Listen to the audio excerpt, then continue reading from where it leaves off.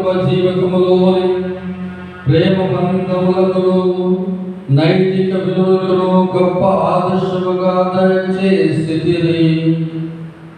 ఈ సత్యముని స్మరించుకొనుచు మేము ఈ ఉత్సవం జరుపుకొనుచున్నాము. జేసుమరియ జోజేపుల జీవించిన కుటుంబ జీవిత ఆదర్శమును అనుసరించు మేము మానవ ప్రేమలోని పావిత్ర్యమును కుటుంబ విలువల గొప్పతనమును గ్రహించి సంతసించుదుముగాక. కడలిని స్వర్గపు నివాసములో చేరి శాంతి సమాధానములను భగవతిగా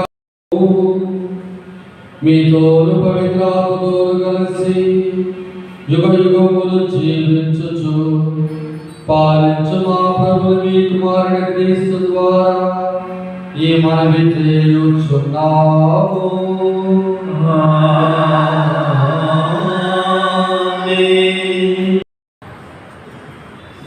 తిరు కుటుంబ పండుగ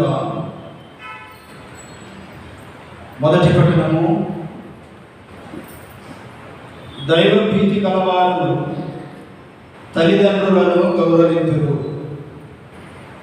మొదటి పట్టణము శ్రీరామపుత్రుడైన యేసు గ్రంథము 3వ అధ్యాయము 2వ వచనం నుండి 6వ వచనం వరకు మరియు 12వ వచనం నుండి 14వ వచనం వరకు. బిడ్డలు తమ తండ్రిని గౌరవింపవలెను. ప్రభువు తల్లికి బిడ్డల మీద హక్కును కల్పించెను. తండ్రిని గౌరవించువాడు తన పాపములకు ప్రాయశ్చిత్తము చేసుకున్నట్లే. తల్లిని సన్మానించువాడు నిధిని చేకూరినట్లే. తండ్రిని సన్మానించు పుత్రుని అతని పుత్రులు సంతోషపెట్టుదురు. అతని ప్రార్థన దేవుడు ఆలించును. తండ్రిని ఆదరించువాడు దీర్ఘాయుష్మంతుడవును.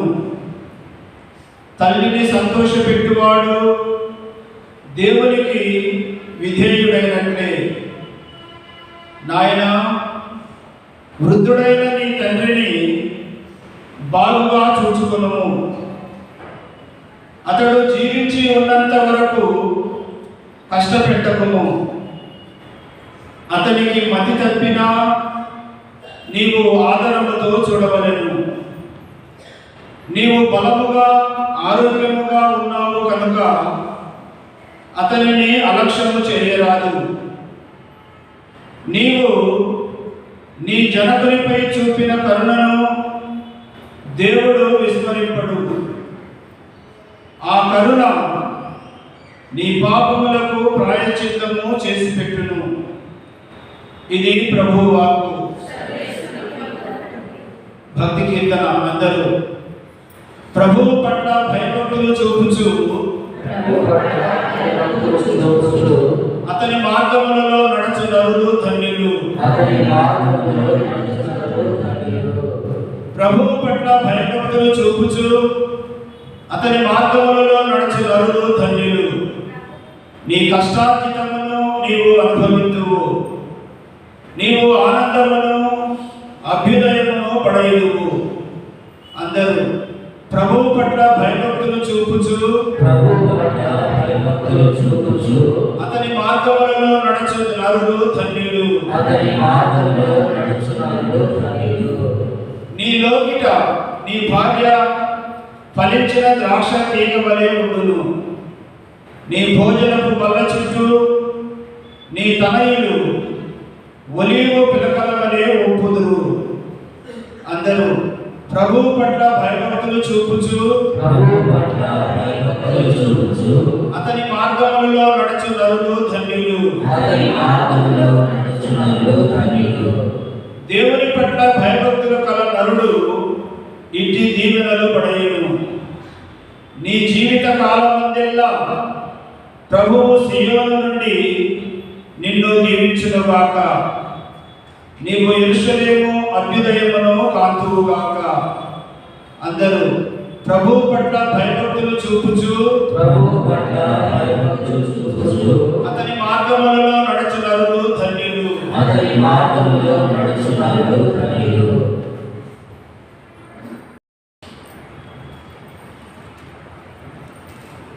ఈ లోకమునకు సంబంధించిన క్రైస్తవ జీవితం.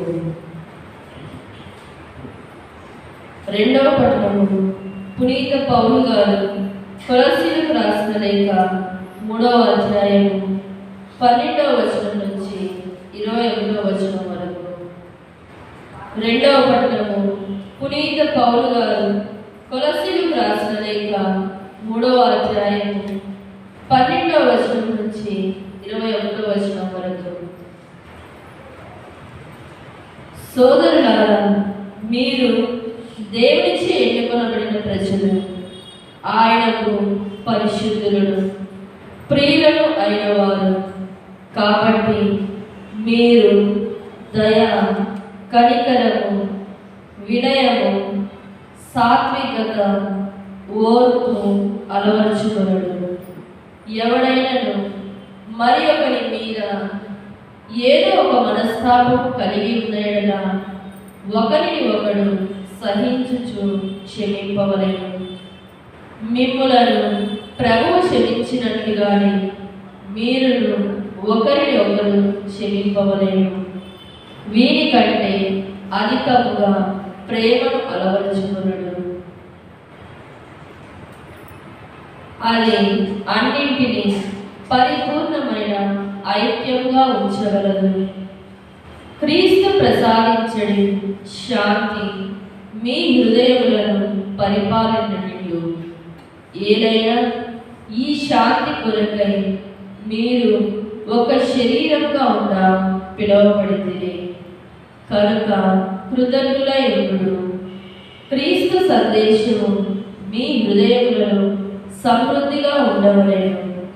పూర్తి విజ్ఞతతో ఒకరిని ఒకరు బోధించుకొనుచు బుద్ధి చెప్పుకొనుడు. కీర్తనలను, గీతములను, భక్తి గీతములను గానము చేయుడు. మీ హృదయాంతరాల నుండి దేవునికి కృతజ్ఞతలు తెలుపుచు గానము చేయుడు. మీరు చేసేది ప్రతి కార్యమును లేక మీరు చెప్పేది ప్రతి మాటను తండ్రి అయిన దేవునకు యేసు ప్రభు ద్వారా మీరు కృతజ్ఞతలు తెలుపుచు ఆ ప్రభు పేరిట చేయవలెను. భార్యలారా, మీరు మీ భర్తలకు విధేయులుగా ఉండుడు. క్రీస్తుకు చెందిన వారుగా మీరు చేయవలసిన కార్యం ఇది. భర్తలారా, మీరు మీ భార్యలను ప్రేమింపుడు, వారి పట్ల కఠినముగా ప్రవర్తింపకుడు. బిడ్డలారా, మీరు మీ తల్లిదండ్రులకు అన్ని విషయములలో విధేయులుగా ఉండుడు. ఇటిది క్రీస్తుకు ప్రీతి పాత్రము. తల్లిదండ్రులారా, మీరు మీ పిల్లలకు కోపము పుట్టింపకుడు. ఏదైనా వారికి అధైర్యము కలగవచ్చును. ఇది ప్రభుని వాక్కు.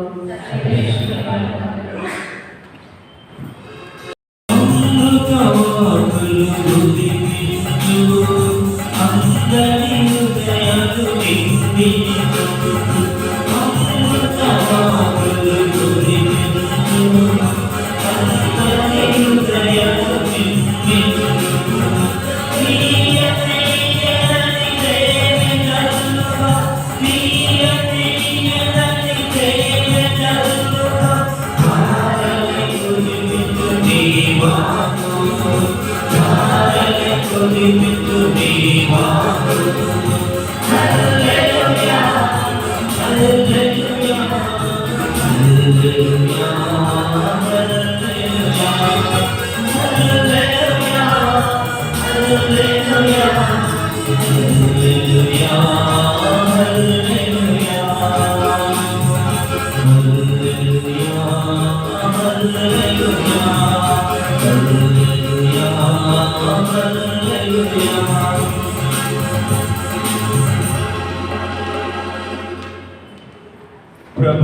మీతో ఉందిరిగాక. నీ ఆత్మతో ఉండునుగాక.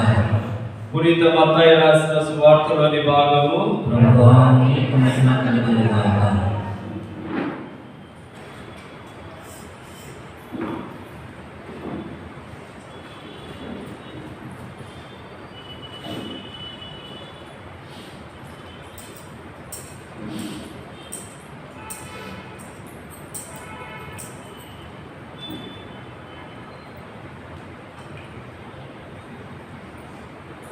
మత్తయి శుభవార్త 2వ అధ్యాయం 13వ వచనం నుంచి 15వ వచనం వరకు మరియు 19వ వచనం నుంచి 23వ వచనం వరకు. జ్ఞానులు వెళ్ళిన పిదప ప్రభువు దూత యోసేపునకు కలలో కనిపించి, శిశువును చంపుటకు హేరోదు వెదకబోచున్నాడు, కావున నీవు లేచి బిడ్డను తల్లిని తీసుకుని ఐగుప్తునకు పారిపోయి నేను చెప్పు వరకు అతడనే యుద్ధము అని ఆదేశించెను. అంతటా యోసేపు లేచి ఆ బిడ్డను తల్లిని తీసుకుని ఆ రాత్రి యందు ఐగుప్తునకు వెళ్ళి హేరోదు మరణించినంత వరకు అతడనే ఉండెను. ఐగుప్తు నుండి నా కుమారుని పిలిచితిని అని ప్రవక్త ద్వారా ప్రభువు పలికిన ప్రవచనము నెరవేరునట్లు అట్లు జరిగెను. హేరోదు రాజు మరణానంతరము ఐగుప్తునందున్న యోసేపునకు ప్రభువు దూత కలలో కనిపించి, లెమ్ము, బిడ్డను తల్లిని తీసుకొని ఇశ్రాయేలు దేశమునకు తిరిగి పొమ్ము, ఏలైనా బిడ్డను చంప వెతికిన వారు మరణించిరి అని తెలిపెను. యోసేపు లేచి ఆ బిడ్డను తల్లిని తీసుకొని ఇశ్రాయేలు దేశమునకు తిరిగిపోయెను. హేరోదు స్థానమున అతని కుమారుడు అర్కెలాసు యూదయ దేశాధిపతి అయ్యనని విని అతడుకు వెళ్ళుటకు యోసేపు భయపడెను. కలలో హెచ్చరింపబడిన ప్రకారము యోసేపు గలిలయ సీమకు పోయి నజరేతు నగరమున నివాసం ఏర్పరచుకొనెను. అతడు నజరేయుడు అనబడును అను ప్రవక్తల ప్రవచనము నెరవేరినట్లు ఇది జరిగెను. ఇది క్రీస్తు సువిశేషము. క్రీస్తువా, నీ స్తుతి కలుగునుగాక.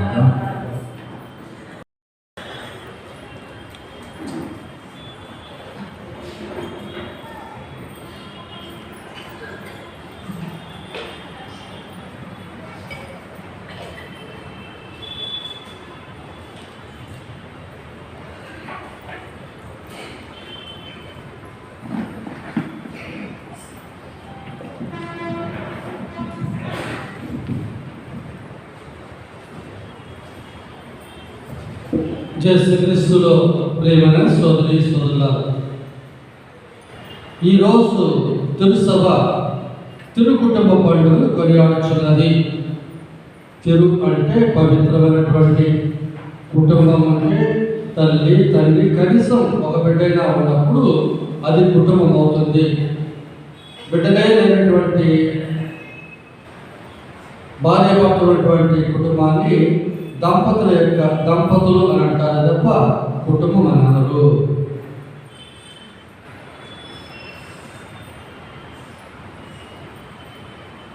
మరియ తల్లి యొక్క తల్లి అన్నమ్మ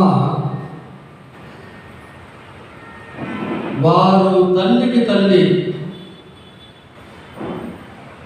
ఆమెకి పోరేపు కొండలో ఉన్నటువంటి ఒక ప్రవక్త ఒక ప్రవచనం చెప్పాడు.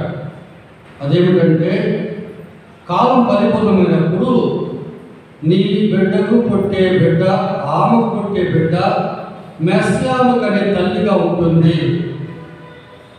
కాబట్టి మీరు ప్రత్యేకింపబడినటువంటి వ్యక్తులుగా మీరు జీవించాలి.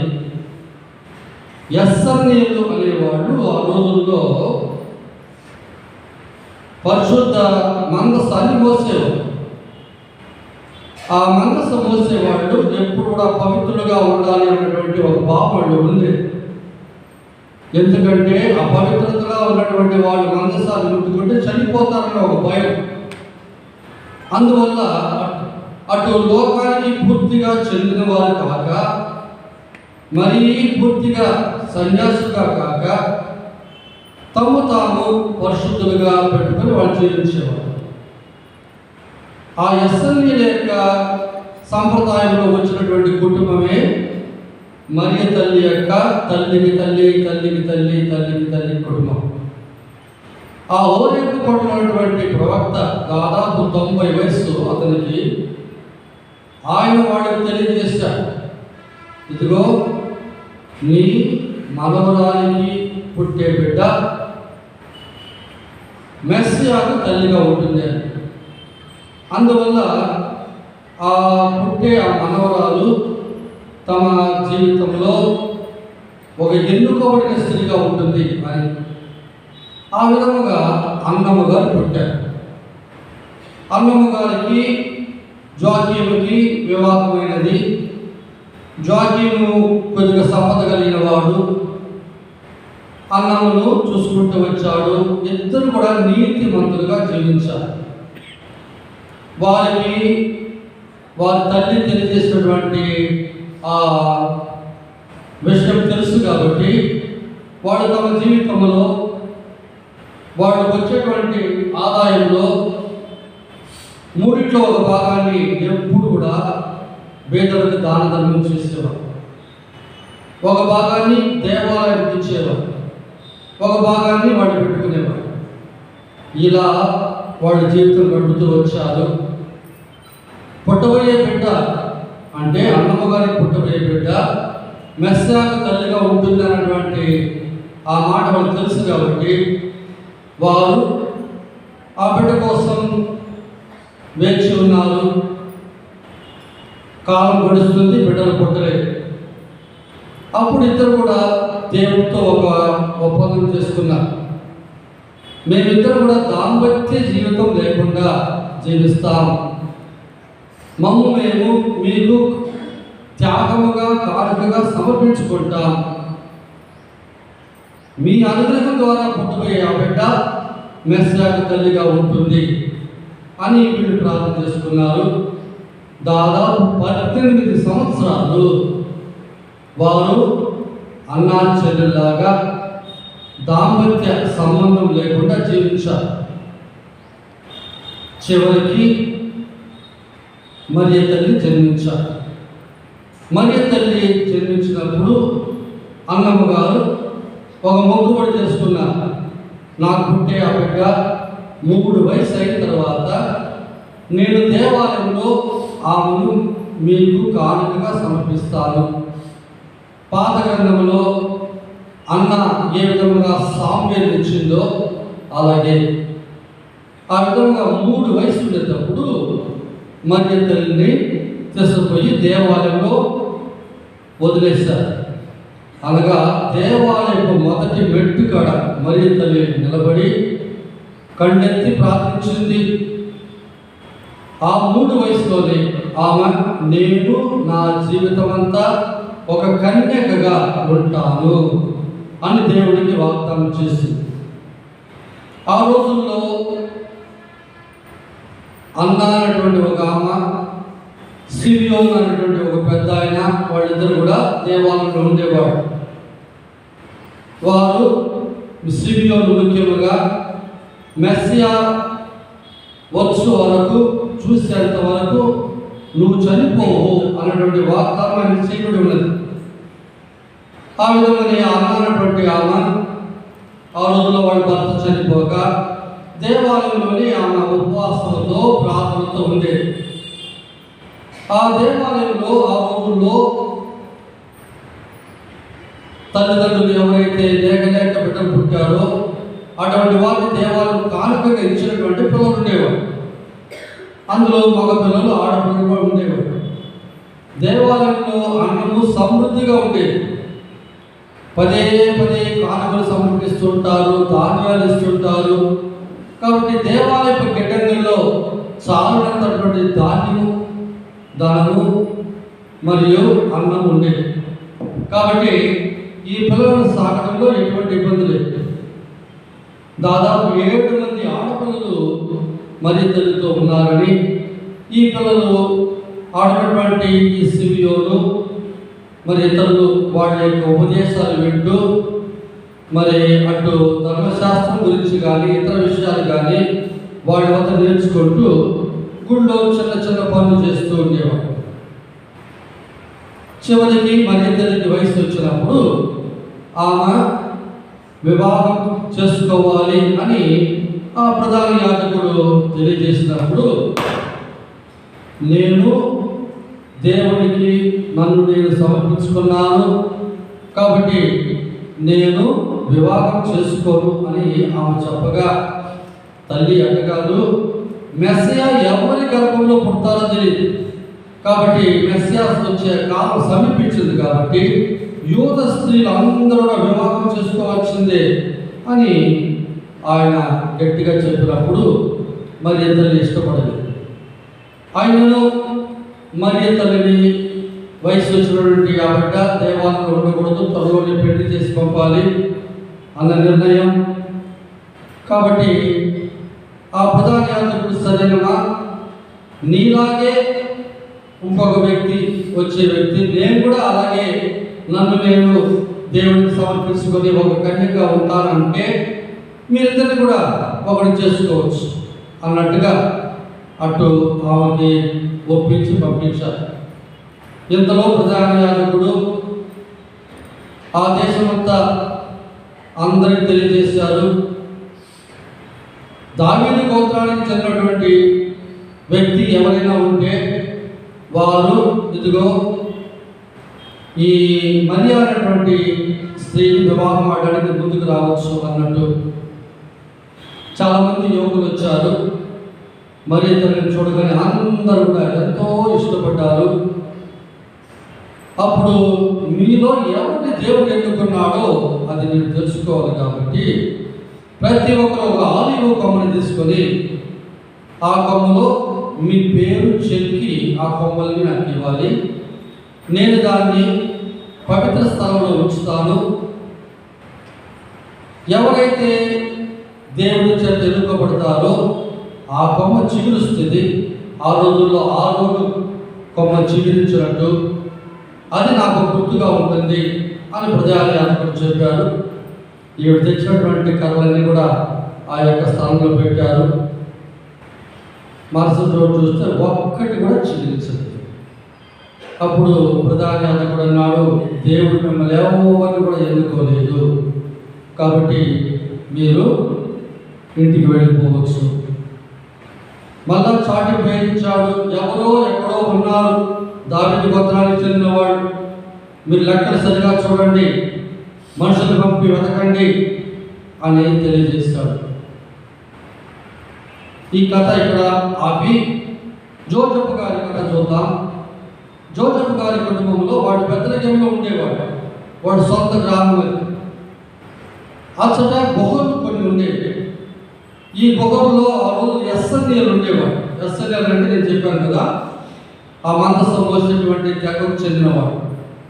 వాళ్ళు అటు లోకంతో పూర్తిగా ఐక్యం కాకుండా వాళ్ళు అటు ప్రార్థనలో, ఉపవాసంలో, మౌనంలో, ధ్యానంలో మరియు చిన్న చిన్న పనులు చేసుకుంటూ వాళ్ళు ఉండేవారు. ఈ బెత్లెహేములో ఉన్నటువంటి గుహలు అక్కడ వాళ్ళు నివసించేవారు. జోజప్ప గారు తన ఇంట ఉన్నటువంటి అన్నదమ్ముల్లో ఆయన చిన్నవాడు. ఈ అన్నదమ్ములు ఎప్పుడు కూడా అతని పూరక హింసించేవాడు. వాళ్ళు పోరు తట్టుకోలేక ఈయన సమయం దొరికినప్పుడంతా ఎస్ఎన్ఎల్ వద్దకు వెళ్ళిపోయేవాడు. చిన్న బాబును చూసినప్పుడు వాళ్ళు ఎంతో సంతోషించి తమ దగ్గర చేర్చుకొని వాళ్ళు ఆయన బాగా చూసుకునేవాళ్ళు. ప్రేమతో పలకరించి తినడానికి ఇచ్చి అలా చూస్తున్నప్పుడు ఇంటి వద్ద ఉన్నటువంటి సహోదరుల కంటే ఆ గుహలో ఉన్నటువంటి ఎస్ఎన్ఎల్ వద్ద చాలా అతనికి ఒక అభిమానం కలిగింది. దాంతో పాటు వాడు జీవించిన జీవిత విధానం అతనికి ఎంతో నచ్చింది. తాను కూడా అలాగుండాలా, వివాహం లేకుండా తాను కూడా తాను దేవుడికి సమర్పించుకొని పరిశుద్ధంగా ఉండాలా అని ఒక ఆశ అతనికి కలిగింది. ఎంతలో అతనికి దొరికిన ఒక పరిచయం ద్వారా ఒక వ్యక్తి దగ్గర శిష్యరకం చేసి ఒడ్రంగి పని నేర్చుకున్నాడు. ఆ ఒడ్రంగి పని చేస్తూ ఇక ఎస్ఎన్ఎలను వదిలిపెట్టి ఇంకొక ప్రాంతానికి వెళ్ళి ఒక నది పక్కన ఒక చిన్న గుడిసె వేసుకుని అక్కడ ఉంటూ ఆయన ఒంటరిగా ఆ ఎస్ఎన్ఎలు ఏ విధంగా జీవించారో అలా జీవిస్తూ తనకు వచ్చినటువంటి పని చేస్తూ ఉంటూ ఉండేవాడు. ఈ ప్రధాన యాజకులు పంపినటువంటి వ్యక్తులు దేశమంతా తిరిగి చివరికి ఆ ప్రాంతానికి వచ్చినప్పుడు అచ్చట ఒక ఆయన ఉన్నాడు, జోజప్ప అని. ఆయన దావీదు గోత్రానికి చెందినవాడు ఎవరో చెప్పగా అప్పటికే ఆయనకి దాదాపు 35-40 వయసు ఉన్నటువంటి పరిస్థితి. అయ్యా, ప్రధాన యాజకుడిని రమ్మంటున్నాడు అంటే ఇక ఆయన బయలుదేరాడు.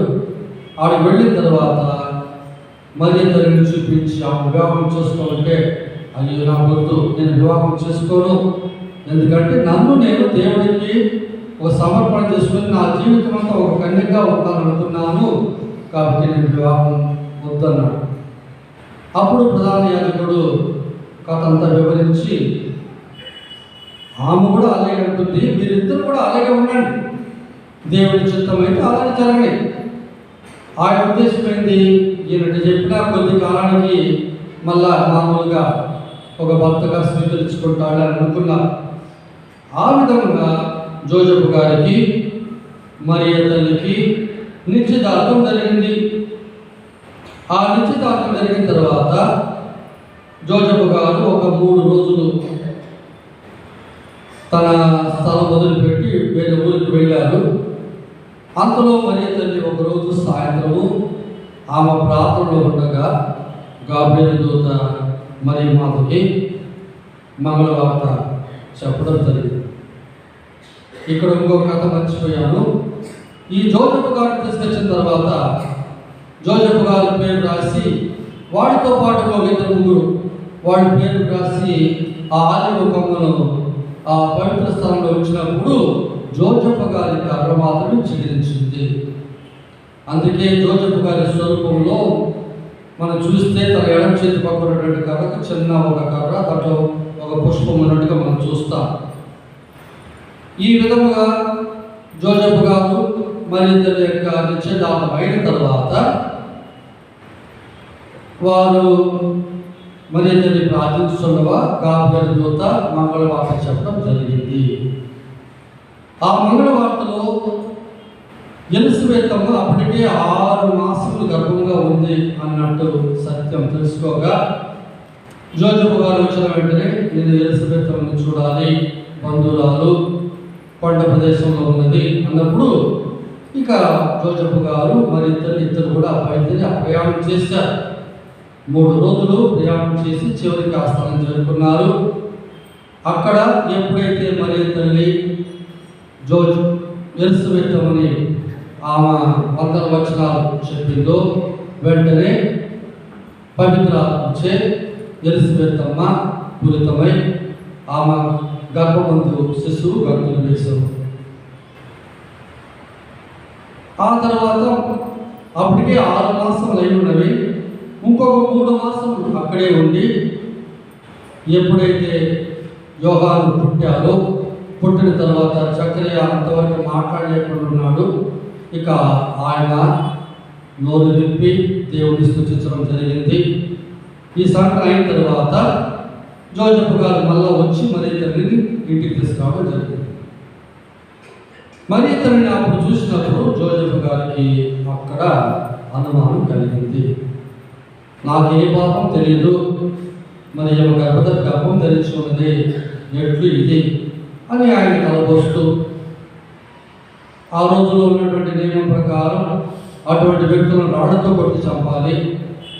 నా వల్ల ఏ మాట కావడం నాకు ఇష్టం లేదు, నేనే మరుగైపోతాను, కాబట్టి ఆమెను వదిలేసి నేను ఎక్కడికైనా వెళ్ళిపోతాను అని మనసులో అనుకున్నప్పుడే దేవదూత జోజప్ప గారికి దర్శనమిచ్చి ఆమె పవిత్రాత్మచే గర్భం ధరించింది, కాబట్టి యేసు అని పేరు పెట్టాలి బిడ్డకి అన్నట్టుగా చెప్పడం జరిగింది. అప్పుడు జోజప్ప గారు మరి తల్లిని అంగీకరించారు. కానీ ఆ సంఘటన జరిగినందులకు జోజెఫ్ గారు తన జీవితంలో చాలా బాధపడ్డారు. నేను పూర్తిగా సత్యం తెలుసుకోకుండా మరి తనని నేను అనుమానించాలి అని తన జీవితంలో ఎక్కువ బాధపడ్డారని, మరి తల్లికి మంగళవార్త చెప్పినటువంటి గాబ్రియల్ దూత యొక్క దర్శనం గురించి మరి తల్లి జోజెఫ్ గారితో ఒక్క మాట కూడా చెప్పలేదు. ఎందువల్ల ఇది దేవుడి చిత్తం అన్నప్పుడు దేవుడే చూసుకుంటాడు, ఒకవేళ నేను చెప్తే నమ్ముతాడో నమ్మడు అన్నట్టు మరి తల్లి ఆ విషయం చెప్పలేదు. చివరికి అంతా తెలిసిన తర్వాత అప్పుడు ఇద్దరు కూడా సంతోషించారు. మరి తల్లికి మరి 9 మాసాలు అయినప్పుడు సీజర్ అగస్టస్ వాళ్ళందరినీ కూడా వాళ్ళ సొంత స్థలానికి వెళ్ళాలి అని చెప్పడం, అప్పుడు ఆయన ఘాటు తీసుకొని మరి తల్లిని ఆ యొక్క ఘాటు మీద కూర్చోబెట్టి ఇక తమ ప్రయాణం కొనసాగించారు. సుదీర్ఘమైన ప్రయాణం. వాళ్ళు కొండ దిగి వచ్చేసి చాలా తొందరగా వచ్చేవచ్చు, కానీ ఆమె పరిస్థితులు అలా రాకూడదని జోజెఫ్ గారు వేద మార్గంలో చివరికి బెత్లెహేము చేరుకోవడం, బెత్లెహేములో అప్పటికే ప్రజలంతా రావడం, సత్రంలో వాళ్ళకి స్థానం లేకుండా పోవడం, ఆ తర్వాత పశువుల పాకలో ఆమెకి స్థలం దొరకడం, అక్కడ యేసు ప్రభు జన్మించడం మనం చూస్తున్నాం. ఆ తర్వాత ఈ సత్యం పొగలు తెలియటం, వాళ్ళు రావడం, ఆ తర్వాత ఆకాశంలో నక్షత్రం కనిపించడం, 3 రాజులు రావటం జరిగింది.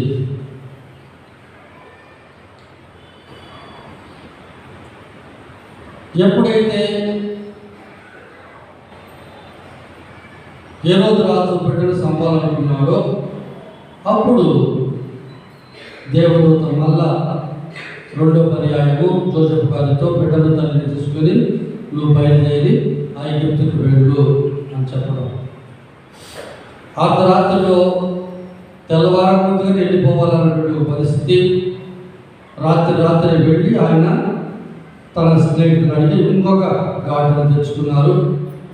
ఆ ఘాటులో తాను పనిచేసే పనిముట్లు మరి వాళ్ళ బుట్టలు అన్నీ కూడా దాని మీద మోపుకొని మరి ఇద్దరిని బాగా చేసి ఒక ఘాటును కూర్చోబెట్టి ఆయన తన చేతి కర్ర పెట్టుకొని తాట పెట్టుకొని మర్చిపోతూ ఆ రాత్రి అంతా కూడా వాళ్ళు ప్రయాణం చేశారు.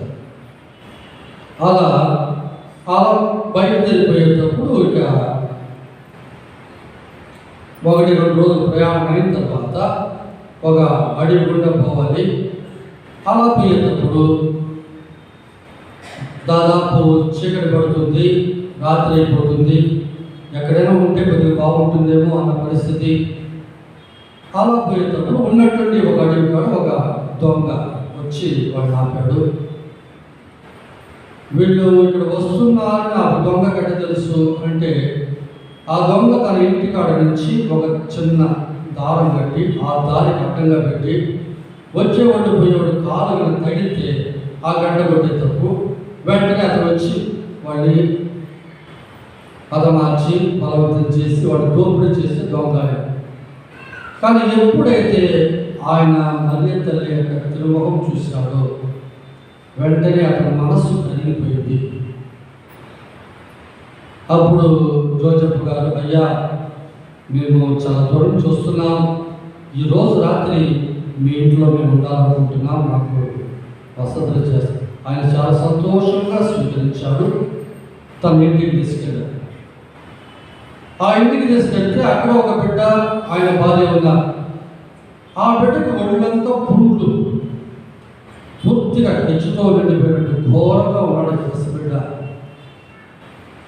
అప్పుడు ఆ ఇంటికాడికి పోగానే మరి తల్లి ఆమెతో, అమ్మా నా బిడ్డ స్నానం చేయించడానికి కొద్దిగా వేడి నీళ్ళు పెట్టివా అని అడగటం, ఆమె వేడి నీళ్ళు పెట్టి ఇవ్వటం, మరి తల్లి తీసుకొని వెళ్ళి ఆ బాలయేసుకు ఆ వేడితో స్నానం చేయించటం, పూర్తిగా అన్ని నీళ్ళు వాడేయకుండా కొద్దిగా నీళ్ళు పెట్టేసి, అమ్మ నీ బిడ్డను తీసుకెళ్ళి ఆ నీళ్ళతో స్నానం చేయించు అని చెప్పినప్పుడు ఆమె తన బిడ్డను తీసుకెళ్ళి ఆ నీళ్ళలో స్నానం చేయించింది. వెంటనే అప్పుడే ఆ పసిబిడ్డ ఒంటిలో ఉన్న పుట్లన్నీ కూడా పోయి పూర్తిగా ఆరోగ్యవంతంగా. ఆ గజ దొంగకు అప్పుడు కళ్ళు తెరిచారు. ఇద్దరు కూడా వాళ్ళ కాళ్ళ మీద పడి ఎంతో కృతజ్ఞత తెలిపి సంతోషంగా ఉన్నారు. అప్పుడు ఆ గజ దొంగ భార్య పాలు వేసి తీసుకోవడానికి చేతులు చాపి బయలుదేరడానికి వెళ్తారు ఇవ్వాలబడ్డారు. ఆ తర్వాత ఆ రోజు అక్కడే ఉన్నారు. వాళ్ళు బయలుదేరేటప్పుడు ఆ గజ దొంగ ముందుకు వచ్చి, అయ్యా నన్ను కూడా గుర్తుపెట్టుకోండి అని ఒక మాట చెప్పడం జరిగింది. ఇక మరి తల్లి జోజప్ప గారు ప్రయాణం కొనసాగిస్తున్నారు. కొద్ది రోజులు ప్రయాణం అయిన తర్వాత వాళ్ళకి తినడానికి ఏమీ లేదు. ఒక అడవి గుండా పోయేటప్పుడు, కొండ ప్రదేశం దిగిపోయేటప్పుడు ఒక చెట్లో పూర్తిగా నిండుగా పండ్లు ఉన్నాయి, కానీ అన్ని పైలు ఉన్నాయి. చుట్టూ అట పండ్లు కోసుకోవడానికి ఎటువంటి పరిస్థితి లేదు. మరి తల్లి అన్ని పండ్లు ఉన్నాయి, ఆకలిగా ఉన్నాం అని కంటి నిండా నీళ్ళు పెట్టుకున్నప్పుడు ఆ చెట్టు అక్కడే వాడింది. ఇక ఆ చెట్టు పండ్లు తీసుకొని తాను మన జోజప్ప గారు తినటం, ప్రయాణం కొనసాగించడం జరిగింది. చివరికి వాళ్ళు నిదానంగా ఆ యొక్క ఐగుప్తు చేరుకున్నారు. ఐగుప్తు ఎట్లుందంటే ఆ రోజుకి విగ్రహ ఆరాధనతో నిండి ఉన్నది. అక్కడక్కడ మనం ఈరోజు రోడ్డు పక్కన చూసేటట్టుగా పెద్ద పెద్ద విగ్రహాలుగా ఆడబడ ఉండేవి. ఎప్పుడైతే బాలయేసుని తీసుకొని జోజప్ప గారు మన తల్లి ఆ దారిలో పోతూ ఉన్నారో ఆ ఉన్నటువంటి విగ్రహాలన్నీ కూడా ఒక్కొక్కటిగా కింద పడిపోయాయి. అది చూసి అందరూ ఆశ్చర్యపోయారు, ఎందువల్ల ఈ విగ్రహాలు పడిపోతున్నాయి, మన దేవుళ్ళు అన్నీ కూడా కూలిపోతున్నాయి అని వాళ్ళు అర్థం కాకుండా పరిస్థితి. చివరికి జోజప్ప గారు ఐగుప్తు చేరుకున్నారు. బాలయేసు జోజప్ప గారు మరి 7 సంవత్సరాలు ఆడ ఉన్నట్టుగా మనకు తెలుస్తుంది. ఆ 7 సంవత్సరాల్లో జోజప్ప గారు తన చిన్న ఈ వడ్రంగి పని చేస్తూ తద్వారా వచ్చినటువంటి ఆ యొక్క వేతనంతో కుటుంబాన్ని చదివేవాడు. ఒకరోజంట ఒక ఆయన ధనవంతుడు ఏదో పని ఇచ్చాడు చేయమని, జోజప్ప గారు చేశారు. సాయంత్రం రండి డబ్బులు ఇస్తామన్నారు. సాయంత్రం పోతే లేదు. మరుసటి రోజు బాబును పంపండి అని ఏసుప్రభు పంపించారు. ఇంటికట్టినైనా వెళ్ళి నిన్న వాళ్ళకి పని చేసి ఇచ్చాము, దానికి డబ్బులు ఇస్తారు తీసుకురాపోనైనా అని పంపారు. ఏసుప్రభు వెళ్ళినప్పుడు అయ్యా కొంచెం కూర్చో, పెద్ద ఆయన రావాలా అన్న కూర్చోబెట్టి సాయంత్రం కూర్చోబెట్టి ఆయన రేపు రాబో అని పంపించేసి ఇక్కడ జోజప్ప గారు మరి తల్లి బాధపడ్డారు. అలా బిడ్డ ఉదయం నుంచి అంతసేపు కూర్చొని ఒట్టి చేతులతో తిరిగి రావడం ఎంత బాధకరం మా తల్లికి. అలా అంటే మన జీవితంలో మనం అనుభవించే కష్టాలన్నీ కూడా ఆ తొలి కుటుంబం అనుభవించింది. మనం అనుకుంటాం మనకు మాత్రమే కష్టాలు ఉన్నాయని. ప్రతి ఒక్క కుటుంబానికి ఏదో ఒక ఇబ్బంది, బాధ, కష్టం తప్పకుండా ఉంటుంది. కష్టాలు ఒకటిగా రావు, గొప్పగా వస్తాయి. అలా 7 సంవత్సరాలు గడిచిన తర్వాత ఇక్కడ ఈరోజు మరణించాడు. అప్పుడు దేవుని దూత జోజప్ప గారితో మళ్ళా తల్లిని బిడ్డను తీసుకొని మరి నువ్వు పాలస్తీనా దేశం వెళ్ళిపో అని చెప్పగా మళ్ళీ జోజప్ప గారు బాలయ్య స్థితికి రావడం, నజరేతులో వారి నివాస స్థానం ఏర్పరచుకోవడం జరిగింది. నజరేతులో వాళ్ళు వడ్రంగి పని చేస్తూ తెలిసినటువంటి తన బంధుమిత్రాల మధ్య జీవించడం కుటుంబానికి ఎంతో సంతోషం. ఇక 12 వయసు వెళ్ళేటప్పుడు ప్రతి సంవత్సరం కూడా వాళ్ళు దేవాలయానికి వెళ్ళి కానుకలు ఇచ్చేవారు. పాస్కా పండుగ సందర్భం అలా బాలయేసుకు 12 వయసు ఉండేటప్పుడు ఆయన తీసుకొని దేవాలయం పోయినప్పుడు అక్కడ స్త్రీలో ఒక పక్క పురుషుల పక్క ఉండాల్సిన పరిస్థితుల్లో అమ్మతో ఉన్నాడే అబ్బాయి అనుకోవడం, నాయనతో ఉన్నాడే తల్లి అనుకోవడం, ఇలా ఇద్దరు చేరి ఆయన వదిలిపెట్టడం జరిగింది. చివరికి ఆయన దేవాలయం చేరుకోవడం, ఆడున్నటువంటి ఆ ప్రధాన యాజకులు ధర్మశాస్త్ర బోధకులు కూర్చొని వాళ్ళు అడిగే ప్రశ్నలకు మరి బాలయేసు చెప్పే ఆ యొక్క జవాబులు విన్న తర్వాత వాడికి తిరిగిపోయాడు. ఎంత చిన్న వయసులో ఎంత జ్ఞానంతో ఇన్ని విషయాలు చెప్పగలుగుతున్నాడంటే ఎవరు ఈయన అని అందరూ ఆశ్చర్యపోయారు. ఎన్నో ప్రశ్నలు వాళ్ళు వేశారు. విశ్వంలో ఉన్నటువంటి సకల విషయాలు అడుగుతూ ప్రశ్నలు వేశారు. అన్నిటికీ కూడా ప్రభువు సమాధానం ఇచ్చారు. మరి ఆ 3 రోజులు రాత్రి ఎక్కడున్నాడు అంటే వెరోనికమ్మ ఈ బాలయేసు మరి వాడి బంధువులు కాబట్టి వెరోనికమ్మ తన ఇంటికి తీసుకుపోయి పెట్టుబడి ఉంది ఆ రోజుల్లో అని అంటారు. చివరికి వీళ్ళిద్దరూ సాయంత్రం కనుక్కోవటం, మరి అబ్బాయి ఇద్దరు ఉన్నాడు, ఇద్దరు కూడా ఎంతో బాధపడ్డారు. మరి తల్లి కన్నీరు ముందుగా ఏడుస్తున్నారు.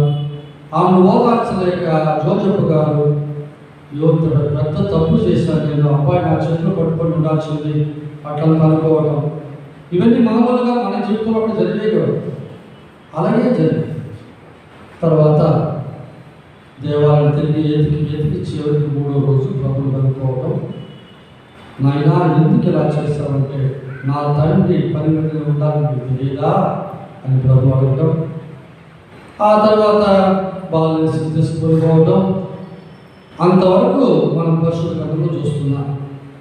అప్పటి నుంచి మరి 30 వయసు వచ్చే వరకు ఏం జరిగిందని మనకు ఎవరికి తెలియదు, కానీ చాలా జరిగాయి. స్వామి ఈ డీటెయిల్స్ అన్ని ఎక్కడ దొరికాయి మీకు అని మీరు అడుగుతారేమో. అండ్ క్యాథరిన్ ఎమిరిచ్ అనేటువంటి ఒక పుణ్యాత్మరాలు పక్షవాతంతో పడకలో ఎన్నో సంవత్సరాలు రాత్రుల్లో గడిపేటువంటి ఒక స్త్రీ, పుణ్య స్త్రీ. ఆమెకు దేవుడిచ్చినటువంటి దర్శనంలో మనం టీవీలో పటం చూస్తున్నామే, అలా కాకుండా ఒక సంఘటన జరుగుతూ ఉంటే తాను కూడా అక్కడ నిలుచుకుంటే ఎలా ఉంటుంది, అటువంటి రీతిలో ఆమె చూసినట్టుగా చెబుతూ ఉండగా పక్కన ఒక గురువు ఆ వివరాలని రాసినట్టుగా దాంట్లో చెప్పబడింది. తులసభ దీని గురించి చెబుతూ ఇది మీరందరూ నమ్మాలా అని తులసభ చెప్పరు, నమ్మద్దు అని చెప్పరు, మీ ఇష్టం. పుణ్యాత్మురాలు తన దర్శనం చూసింది. దేవుడు తన దర్శనాన్ని ఎవరికైనా ఇవ్వచ్చు.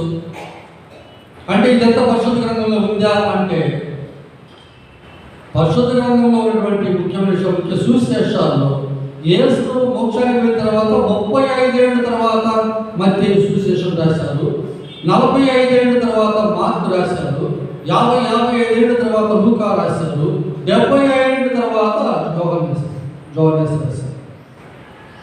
ప్రభు ఒక అద్భుతం చేస్తుంటే వీళ్ళు కూర్చొని నోట్స్ తీసుకొని తాము విన్న విషయాలు, కన్న విషయాలు, అపోస్తులు బోధించిన విషయాలు అంతవరకు వాళ్ళు నోటి మాట ద్వారా చెప్తుండేవి. కానీ కాలక్రమేణా అవి క్షీణించిపోతుండగా దాన్ని ఆపడానికి కోసమే అటు దేవుడు యోహాను మత్తయి ఎన్నుకున్నారు. లూకాసు పుడిత పౌలు యొక్క శిష్యుడు, మార్కు పుడిత పేతురు గారి శిష్యుడు. వాళ్ళు చదువుతున్న విషయాలు వీళ్ళు రాశారు. మత్తయి, మార్కు, లూకాసు 3 కూడా దాదాపు చాలా వరకు దగ్గరగా సినాప్టిక్ గాస్పెల్స్ అంటారు. ఒకే రకమైనటువంటి సంఘటన వేరు వేరు రీతిలో చెప్పారు. కానీ యోహాను గారి స్వార్థ ప్రత్యేకమైనది. మరి పరిశుద్ధ గ్రంథం అనేది చివరి అపోస్తుడుతో అది పూర్తవుతుంది. చివరి అపోస్తుడు మరణంతో పరిశుద్ధ గ్రంథంలో రాయబడిన విషయాలు పూర్తి అయిపోయాయి. బైబిల్ గ్రంథంలో 73 పుస్తకాలు ఉన్నాయి, 2 భాగాలు విభజించబడ్డాయి. పాత గ్రంథం, నూతన గ్రంథం అని. ఆది కాలంలో ప్రారంభమైనటువంటి ఆ పరిశుద్ధ గ్రంథం దర్శన గ్రంథంతో ముగిస్తుంది. ఆ దర్శన గ్రంథం తర్వాత జరిగిన సంఘటన అవన్నీ కూడా బైబిల్ గ్రంథంలో ప్రొటెస్టెంట్ వాళ్ళు తెలిస్తే బైబిల్ ఎక్కడుందంట. అదేదో జరిగిపోయిన విషయాలు రాసినప్పుడు బైబిల్ తర్వాత అంటే దేవుడు ఒకసారి అపోస్తులతో మాట్లాడిన తర్వాత యేసు మళ్ళా మాట్లాడకూడదు దర్శనం రూల్ ఏమైనా ఉందా? 1912లో సిస్టర్ ఫాస్టిల్ అనేటువంటి పుణితురాలికి ప్రభు ఇచ్చినటువంటి కరుణామణి పటం కానీ జపం కానీ మరి అవన్నీ పరిశుద్ధ గ్రంథంలో ఎలా ఉంటాయి అంటే పరిశుద్ధ గ్రంథంలో లేకపోతే ప్రభు తర్వాత ప్రభు దర్శనాల ద్వారా ఇచ్చినటువంటి వాక్ ఇది కూడా నిజం కాదని మేము అంటాం. కాబట్టి తిరుసభ ఈ విషయాల్లో వచ్చేటప్పటికి మీ ఇష్టం అంటుంది తప్ప వద్దని కానీ కాదని కానీ అవునని కానీ లేదని కానీ చెప్పదు. ఈ విధముగా తిరుసభ ఈ యొక్క పుస్తకం గురించి విషయాలు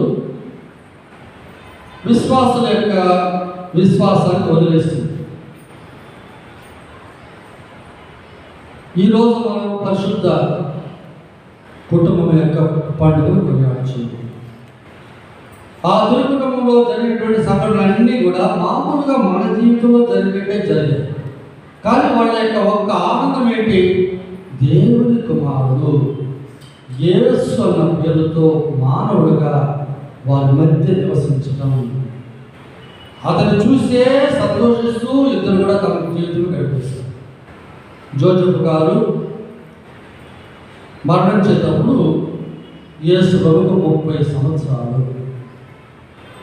జోజఫ్ గారు యేసు ప్రభు యొక్క ఒడిలోనే తన తలను పెట్టి ప్రాణం వదిలారు. యేసు ప్రభు జోజఫ్ గారితో, తండ్రి మీరు వెళ్ళి పితామహులతో దీర్ఘదర్శులతో చెప్పండి, లోకములో రక్షకుడు పుట్టి ఉన్నాడని, త్వరలోనే రక్షణ్యం అందరికి లభిస్తున్నది. వాళ్ళందరూ కూడా చీకటి గది నుంచి మోక్షాన్ని తీసుకోబడతారని చెప్పండి, ఈ సంతోష వాక్యం వాళ్ళకి తెలియజేయండి అని జోసెఫ్ గారు వినేటట్టు చెప్పి కడుపు మూశారు. జోసెఫ్ గారు మరణం తర్వాత ప్రభు తన ఒంటరి జీవితం మొదలుపెట్టి బయటకు వచ్చారు. అప్పటికే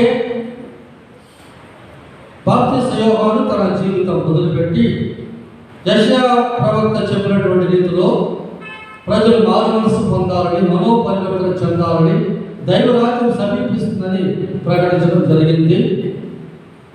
అలా విశ్వసించిన వాళ్ళందరూ జ్ఞానస్థానం తీసుకొని తమ పాపాలు ఒప్పుకొని తాము తయారు చేసుకునే పరిస్థితుల్లో మరి తల్లి కూడా, నాయనా నువ్వు కూడా అందరి కోసం అందరూ చూడాలని ఒక సుమాత్రుగా నువ్వు కూడా జ్ఞానస్థానం తీసుకుంటే మంచిదిరా అన్నట్టు చెప్పినట్టు ప్రభువుకు జ్ఞానస్థానం అవసరం లేదు.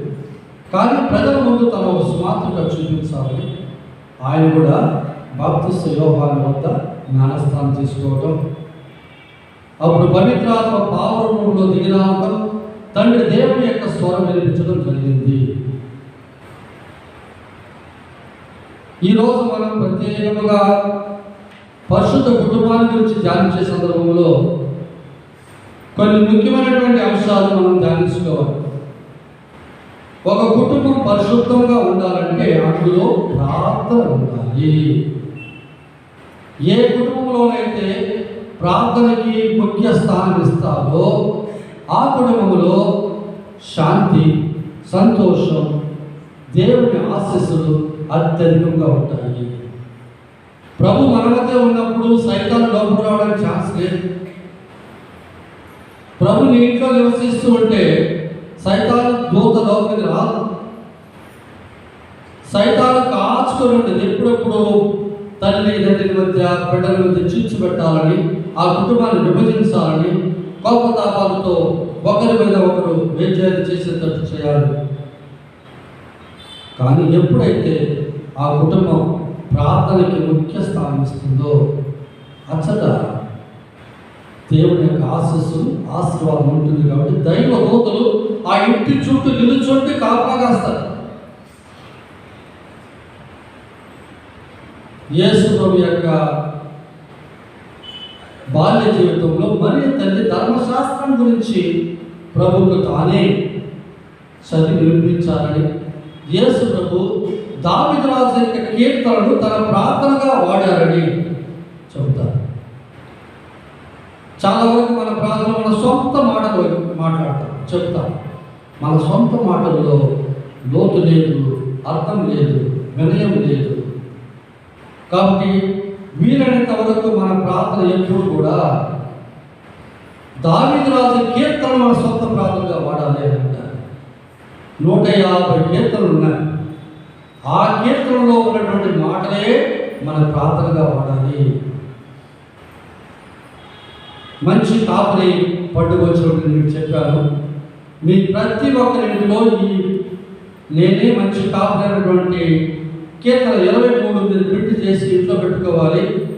ఇల్లు పెట్టిపోయేటప్పుడు అంతా దాన్ని చదివిపోవాలని. మరి మీరు ఎంతమంది చేస్తున్నారు? ప్రతి కుటుంబంలో కరుణామణి పటం ఉండాలి, మధ్యాహ్నం 3 గంటలకు జపం చెప్పాలి అన్నాను. మనం ఎంతమంది చేస్తున్నాం? బిడ్డలకి జపదన నేర్పించాలని చెప్పాం. అసలు మనం జపదన చెబుతున్నామా? ఎక్కడైతే ఏ కుటుంబంలోనైతే ప్రార్థన ముఖ్య స్థానం ఉంటుందో అచ్చట దైవ సాన్నిధ్యం అనేది ఉంటుంది. ఎప్పుడైతే ప్రభు మన మధ్య నివసిస్తారో అప్పుడు మన హృదయంలో ప్రేమ, దయ, కనికరం, మన్నించే స్వభావం ఇవన్నీ కూడా నిండి ఉంటాయి. కొన్ని కుటుంబాల్లో చిన్న చిన్న విషయాలకి మనస్ఫూర్తులు, భార్యాభర్తల మధ్య అనుమానాలు, కోపతాపాలు అవి ఎంతవరకు పోతాయంటే చివరికి కుటుంబమే విభజించబడి భార్య పక్క, భర్త పక్క, బిడ్డలో పక్క, మరి ముఖ్యంగా బయట దేశంలో చిన్న చిన్న విషయాలకంతా వాడు విడాకులు తీసుకొని దూరం పోయి చూపిస్తున్నారు. దీనివల్ల నాశనం అయిపోయేది ఎవరు? ఆ బిడ్డలు. తల్లిదండ్రుల యొక్క ప్రేమ లేక, వాళ్ళ యొక్క ఔదార్యం, ఓర్పు లేక, వాళ్ళని పట్టించుకోవడం లేక పిల్లలు పెడదారిని బట్టి మత్తు పదార్థాలకి బానిసలై చివరికి చాలామంది జైల్లో పోయి తమ జీవితాన్ని గడుపుతున్నారు. యేసుక్రీస్తులో ప్రియమైన సోదరి సోదరులారా, అందుకే పదే పదే చెబుతున్నాను, మన కుటుంబంలో దేవుని యొక్క ఆశీస్సులు ఉండాలంటే ఆదివారం పూజ తప్పకూడదు. బిడ్డలతో సగా తల్లిదండ్రులు వచ్చి కూర్చొని ఆ ప్రార్థనలో పాల్పంచుకోవాలి. ఆ బిడ్డలకు నేర్పించాలి. మొక్కై వంగంది మానై వంగదు.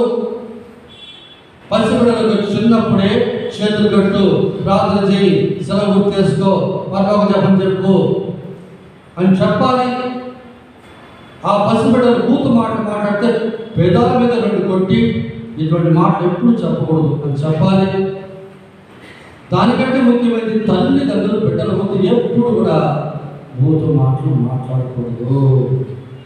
బిడ్డలు చూసేటప్పుడు ఇద్దరు పట్లాడుకోకూడదు.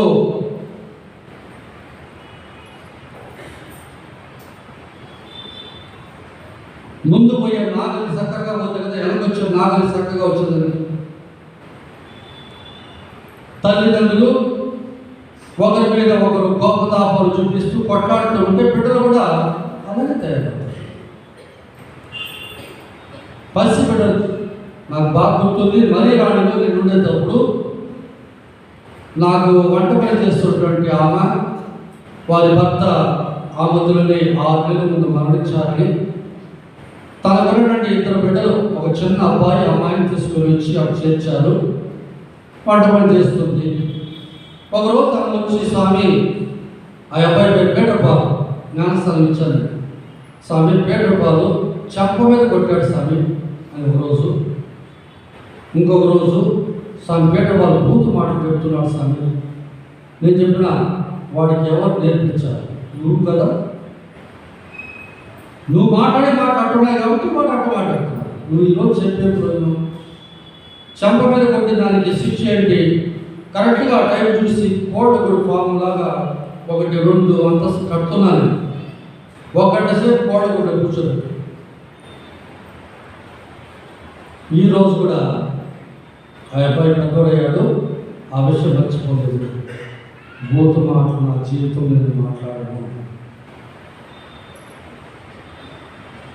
తల్లిదండ్రులు గుడికి పోవాలా, నువ్వు గుడికి వెళ్ళు, పిల్లలు మీరు రాకపోతే కూడా పర్వాలేదు, పిల్లలైనా గుడికి పంపాలి కదా. మీరు గుడిలో కాలు పెట్టకుండా గుడి బయట కూర్చొని పిల్లలు గుడిలో పంపి వాళ్ళు అడిగిపోతారు. మీరు చాలా మంది మీరు బిడ్డలు పెంచే విధానమే సరిలేదు. మీ బిడ్డలకు మీరు సుమార్తలు చూపించట్లేదు. ఒకరోజు ఒక తండ్రితో అన్నారు, అయ్యా మీ బిడ్డని ఆదివారం నేను గుడిలో చూడటం లేదే. గుడి ఏమిస్తాని దేవుడు ఏమిస్తాం, వాళ్ళు అక్కడే ఉంటారు, ఎప్పుడైనా చూసుకోవచ్చు, ఈ వయసులో చదువుపోయిన తర్వాత ఎట్లా అన్నారు. చదువు ఒక సందర్భం వస్తుంది, వాడు చదివేసి అమెరికాకి పోతాడు, మీరు చూసుకోవడానికి ఎవరు ఇక్కడ. నైతిక విలువలు లేనటువంటి పిల్లలుగా తయారైన ఈరోజు తల్లిదండ్రుల పట్ల వాడికి భయం లేదు, గురువుల పట్ల గౌరవం లేదు, దేవుడి పట్ల అస్సలు భయమే లేదు, గుడిలో ఏ విధంగా ఉండాలని తెలియట్లేదు. తీవ్ర సర్పసాద ఆరాధన జరుగుతుంటే గుడి చుట్టూ పిల్లలు తిరుగుతూ ఉన్నారు ఆడుకుంటూ. తల్లిదండ్రుల పిల్లలకి ఏమి నేర్పిస్తున్నారు మీరు?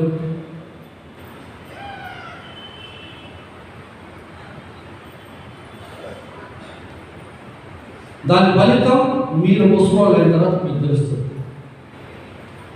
బిడ్డలకి మీరు చిన్న వయసులో నేర్పింపనేటువంటి విలువలు రేపు వాళ్ళ దగ్గర ఎదురు చూడడానికి లేదు. ఆలోచించండి బాగా.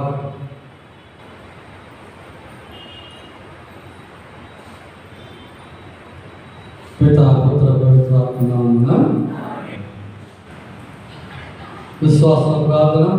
తెలుగు కుటుంబ పండుగను జరుపుకొనిచున్న శ్రీసభ యేసు మరియు జ్యోతిపులను ఆదర్శంగా తీసుకొని వారు కనపరిచిన ప్రేమ, సేవ, దైవభక్తి అను విలువలు ప్రపంచంలోని కుటుంబాలని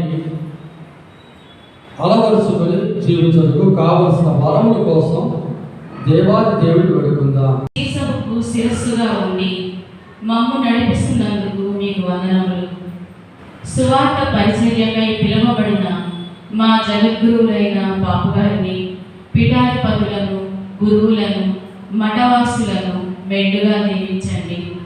వారు విశ్వాసులను దైవ జ్ఞానంలో నడిపించటకు కావలసిన వరములతో పవిత్రాత్మతో నింపమని అందరూ ఓ ప్రభువా మా ప్రార్థన ఆలకించండి. ఓ ప్రభువా మా ప్రార్థన ఆలకించండి. ఓ దయా సంపూర్ణుడైన దేవా, ప్రపంచంలోని సర్వమానవాళికి మీ దీవెనను అసలండి. మాకు జన్మనిచ్చి మా కోసం ఎంతో శ్రమించిన మా తల్లిదండ్రుల పట్ల మేము ప్రేమ, గౌరవం కలిగి వారి వృద్ధాప్యంలో వారికి తోడుగా ఉన్న బాధ్యతను స్వీకరించి వారు సంతోషంగా జీవించటకు మేము తోడ్పడినట్లు మీ కృపను మాకు దయచేయమని అందరూ ఓ ప్రభువా మా ప్రార్థన ఆలకించండి. ఓ ప్రభువా మా ప్రార్థన ఆలకించండి. ప్రేమకు నిలయమైన ఓ సర్వేశ్వర, మీరు యేసు ప్రభువును మా అందరికీ రక్షకుడిగా అందించారు. బాలయేసుకి హేరోదికి మధ్య పునీత జోజప్ప గారు అడ్డుగా నిలిచి సంరక్షించినట్లు మేము కూడా జీవమునకు మరణమునకు మధ్య నిలవబడి తిరు కుటుంబ ఆదర్శాలను మాలో పెంపొందించుకొని మా జీవితాల ద్వారా యేసుక్రీస్తుని సమస్త జనులకు అందించుటకు మాకు సహాయపడమని అందరూ ఓ ప్రభువా మా ప్రార్థన ఆలకించండి. ఓ ప్రభువా మా ప్రార్థన ఆలకించండి. కృపా సంపూర్ణుడైన దేవ, మా కుటుంబాలను ప్రేమ, జాలి, దయ, క్షమాపణ, వినయము, సాత్వికతము, దీర్ఘశాంతము అను సద్గుణములతో దీవించి మీకు ప్రియమైన బిడ్డలుగా జీవించుటకు మీ కృపను మాకు నిండుగా దయచేయమని ఓ ప్రభువా మా ప్రార్థన ఆలకించండి. ఓ ప్రభువా మా ప్రార్థన ఆలకించండి. సర్వలోకాధిపతి అయిన దేవ, క్రీస్తు ప్రభుని మా కుటుంబాలకు అధిపతిగా ప్రతిష్ఠించుకొని మేము చేయు క్రియలకు, ఆలోచనల యందు, కుటుంబ సభ్యుల మధ్య సంభాషణల యందు ప్రేమ, సహనము, గౌరవము కలిగి జీవించున్నట్లు తద్వారా తిరు కుటుంబం పోలిన ఆదర్శ కుటుంబముగా మాము రూపొందించి దీవించమని అందరూ ఓ ప్రభువా మా ప్రార్థన ఆలకించండి. కొంతసేపు మౌనముగా మన సొంత కుటుంబాల కొరకు మన ప్రార్థన కొరకు పెట్టుకుందాం.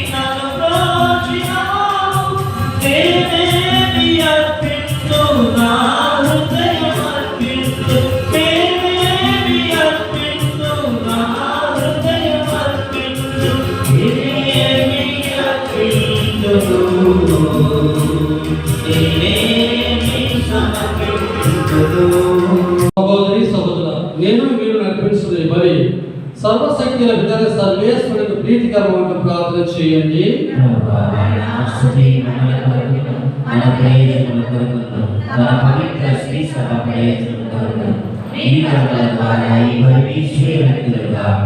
ప్రార్థించుదాము. ఓ ప్రభువా, మేమర్పించి సమాధాన బలిదానం దయతో స్వీకరింపుము. దేవుని కన్య మాత యొక్క పుట్ట జోజపు యొక్క విజ్ఞాపన ప్రార్థన సహాయమున మా కుటుంబమును మీ ప్రేమలోను శాంతిలోను స్థిరపరచుకొందుముగాక. మా ప్రభువైన క్రీస్తు ద్వారా ఈ మనవి చేయించున్నాము. ప్రభు మీతో ఉందురుగాక. మీ మనస్సు ఉండదము తెలుపండి. మన దేవుడైన ప్రభువు కృతజ్ఞత తెలుపుదాము. ప్రభు అయిన దేవ, పావన పిత, సర్వశక్తి నిత్య సర్వేశ్వర, మీరు ఎల్లప్పుడూ ఎచ్చోడును మీ కృతజ్ఞత వందనములు చెల్లించుట యుక్తము, న్యాయము, ధర్మము, రక్షణదాయకము ఎలైన వాక్కు శరీరధారి అయిన పరమ రహస్యము ద్వారా మీ మహిమాన్విత తేజస్సు మా మనోనేత్రములపై ప్రకాశించను. తద్వారా మేము క్రీస్తునందు ప్రత్యక్షమైన దేవుని గుర్తించగలుగుచున్నాము. వారి ద్వారా అగోచరమైన వస్తువులపై ప్రేమను కలిగి ఉండగలుగుచున్నాము. కావున దూతలతో, అధిదూతలతో, భద్రాసులతో, అధిపతులతో, పరలోకతో అన్నిటితో ఏకమై మీ మహిమ గీతముతో మేము నిరంతరం స్తుతించునట్లనగా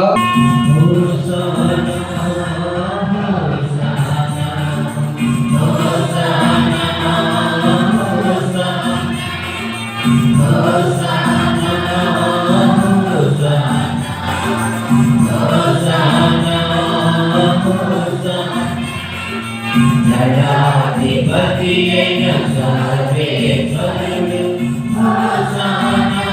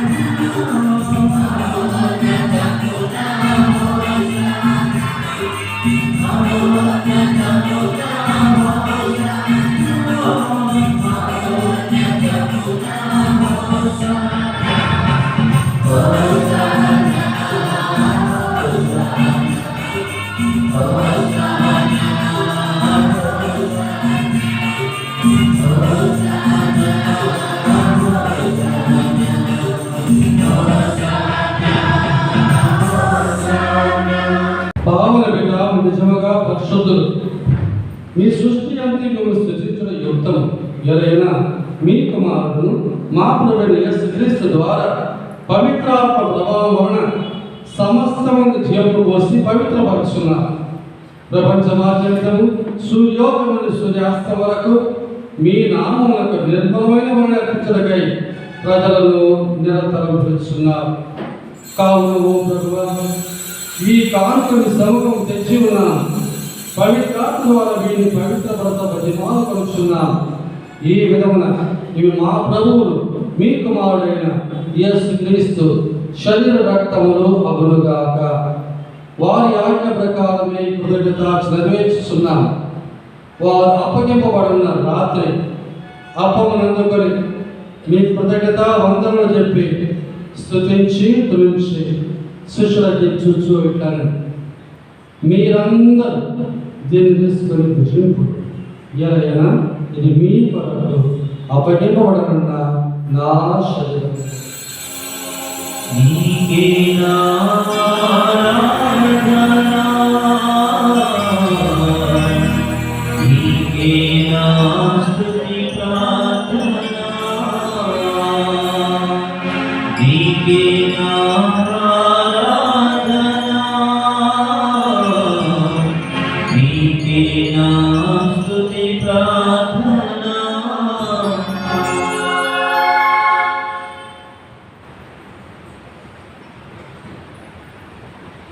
ఆవిడబడి భోజనానంతరం పాత్రలుండుకొని మరలా కృతజ్ఞత వందనలు చెప్పి స్తుతించి శిష్యులకి చూచు ఇట్లను, మీరందరూ దీన్ని తీసుకొని దీని నుండి పానం చేయండి. ఎలైనా ఇది నూతన నిత్య నిబంధన యొక్క నా రక్తపు పాత్రం. ఇది మీ కొరకును అనేకుల కొరకును పాప పరిహారార్థమై దారబోయబడును. దీన్ని నా జ్ఞాపకార్థం చేయుడు. నీకే నా ఆరాధన, నీకే నా స్తుతి ప్రార్థన, నీకే నా ఆరాధన, నీకే నా స్తుతి ప్రార్థన.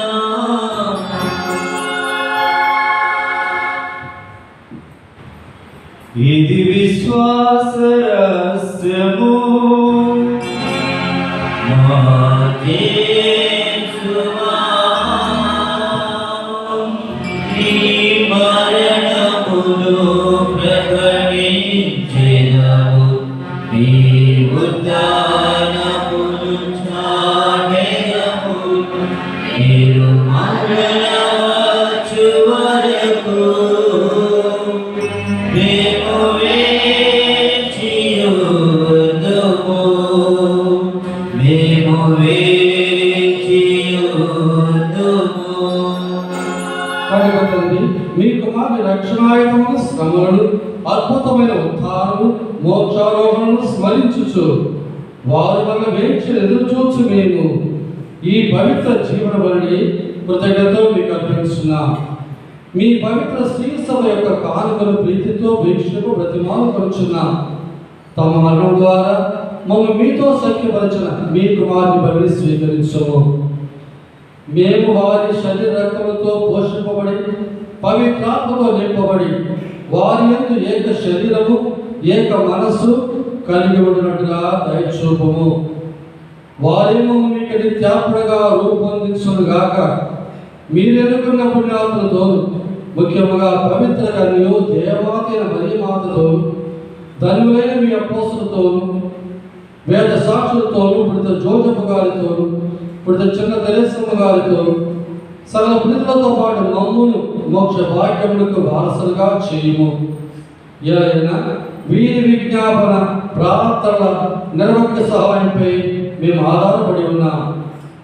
ఓ ప్రభువా, మమ్మల్ని మీతో సఖ్యపరిచి మరి లోకమంతరికి శాంతిని శ్రేయస్సును ప్రసాదించినట్లు బ్రతిమాలు కలుచున్నాం.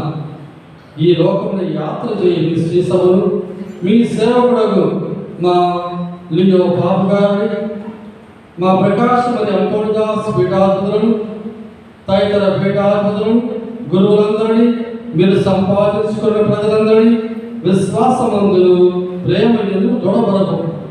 మీ చిత్త ప్రకారం మీ సముఖమున చేరి ఉన్న ఈ ప్రజల మనవులను ఆలకింపు. దయగల తండ్రి, నలు దశలు చదివి ఉన్న మీ బిడ్డలందరినీ కనికరించి మీతో ఐక్యపరచుకోను. చనిపోయిన మా సహోదరి సహోదరులు, ముఖ్యంగా గణేష్ సురేష్ అనే వారిని మీ ప్రేమ నిలవబడిన వారందరినీ దయతో మీ రాజ్యంలో చేర్చుకోరు. మేము అతను చేరి మీ మహిమను వీక్షించు నిత్యాలను పొందుదుముగా.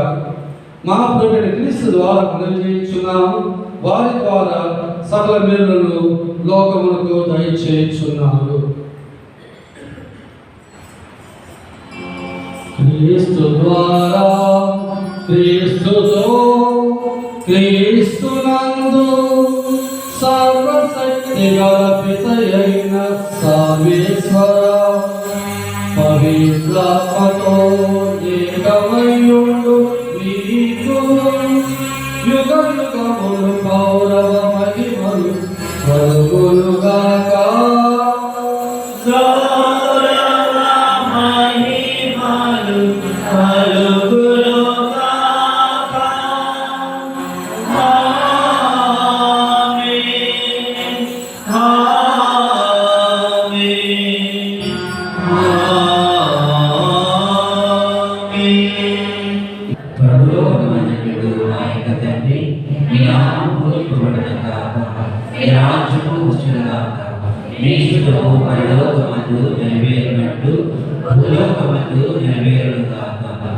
నాటికి కావలసిన ఆయనము మాకు నేటికి ఇవ్వండి. ఆయన వారిని మన్నించినట్లు మహాత్ములను మీరు మన్నించండి. అమ్ము శోధన యందు ప్రవేశింపనివ్వక ఇళ్లలో నుండి మమ్మల్ని రక్షించండి. ప్రభువా, అన్నిటిలో మాకు రక్షించుము. మా యుగములో శాంతిని ప్రసాదింపు. మీ దాని వలన పాపముని విముక్తులు చేసి అన్ని కలను సర్వదా కాపాడుము. మీ మోక్షానందము మా రక్షకుడైన క్రీస్తు నిరీక్షించుచున్నాము.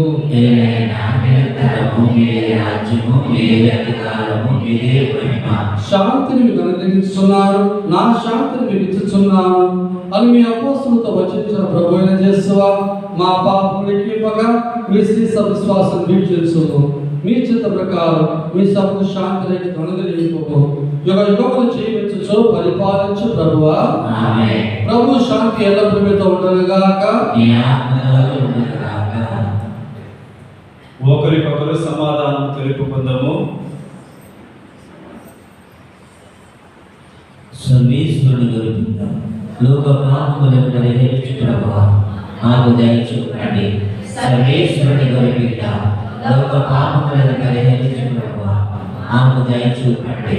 సర్వేశ్వరుని గొలుపుతాం లోక పాపములను పరిహరించు ప్రభువా, మాకు శాంతిని దయచేయండి.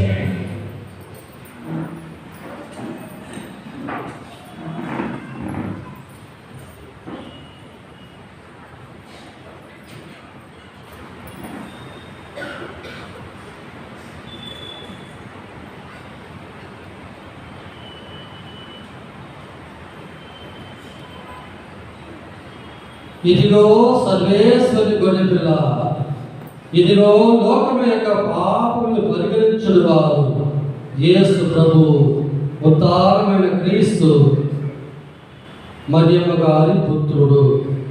ఈ ప్రభు విందులకు పిలువబడిన మనమందరము ధన్యులము.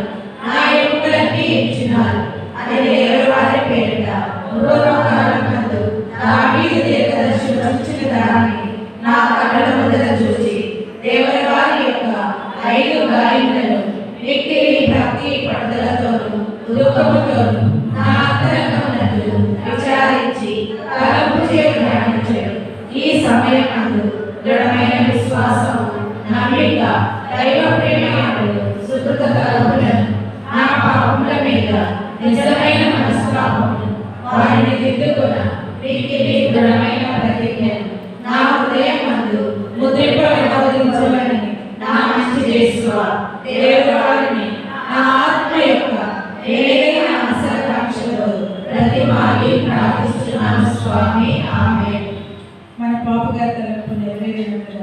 పరలోకమందుండు మా యొక్క తండ్రి, మీ నామం పూజింపబడుగాక, మీ రాజ్యం వచ్చుగాక, మీ చిత్తము పరలోకమందు నెరవేరినట్లు భూలోకమందు నెరవేరుగాక.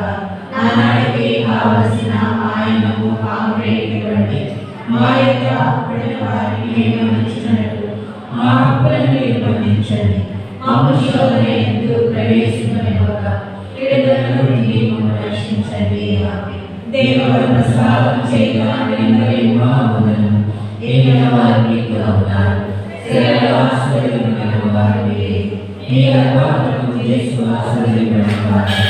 పరిశుద్ధ మరియు సర్వేశ్వరుని యొక్క మాత, పాపాత్ములైన మా కొరకు ఇప్పుడును మా మరణ సమయమున ప్రార్థించండి. ఆమేన్. యేసుక్రీస్తులో ప్రియమైన సోదరి సోదరులారా,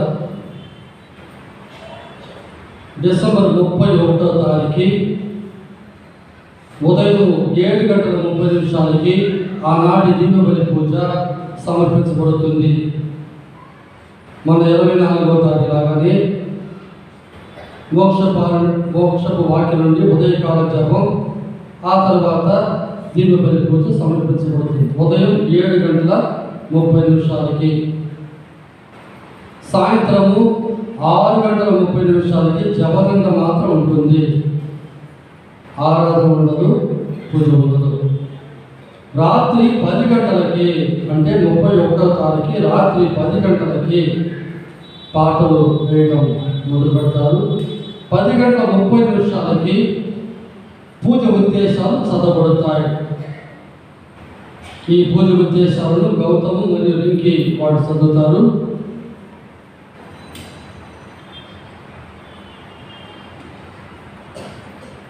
పది 10:55 దివ్య సత్ప్రసాదం గుడి ముందు స్థాపించబడుతుంది. పోయిన 24 రాగానే అది 1 గంట ఆరాధన.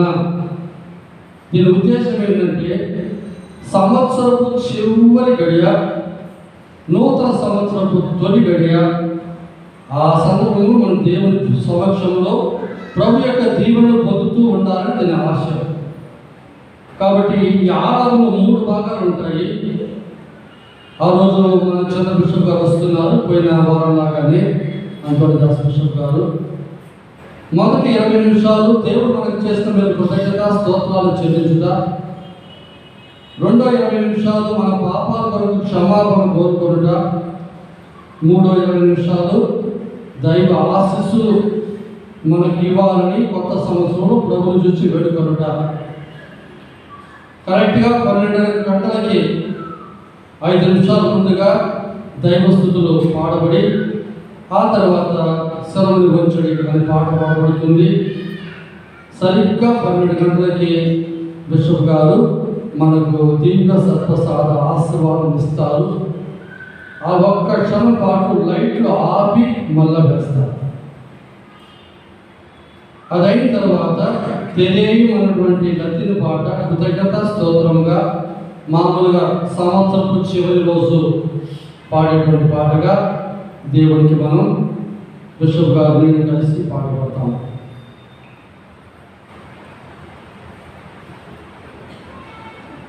జనవరి 1వ తారీఖు మరియమాత యొక్క మాతృత్వ పండుగ కొనియాడుచున్నాం. అర్ధరాత్రి పూజ అయిన తర్వాత ఉదయం 10 గంటలకి మన క్రిస్మస్ రోజు లాగానే దివ్య సత్ప్రసాదం స్థాపించబడి, జపదండ చెప్పబడి, ఆశీర్వాదం ఇవ్వబడి దివ్య బలి పూజ సమర్పించబడుతుంది. ఈ పూజను సమర్పించడానికి డొన్ బోస్కో డైరెక్టర్ గారు ఫాదర్ మైకేల్ గారిని నేను అడిగి ఉన్నాను. వీరైతే వాడు కూడా వచ్చి మనతో ప్రారంభించుకుంటారు. కొత్త క్యాలెండర్స్ వచ్చి ఉన్నాయి. పూజ అయిన వెంటనే సంఘ పెద్దలు వచ్చి మీరు మామూలుగా తీసుకునేటట్టుగా ఆ క్యాలెండర్ను తీసుకుని వెళ్ళాలని మనం చేస్తున్నాం. వీళ్ళంతవరకు త్వరగా కుటుంబాలందరికీ కూడా మీరు వాటిని పనిచేయాలి. వచ్చే ఆదివారం 3 రాజుల పండుగ మనం కొనియాడుతున్నాం. ఆ రోజు ఒక ముగ్గురు చిన్న అబ్బాయిలకి రాజుల వేషం వేసి ఆ పూజలో వారు ముగ్గురు జ్ఞానం గుర్తించే రీతిలో మన మధ్య వారిని కూర్చోబెట్టి ప్రార్థన చేసుకుంటాం.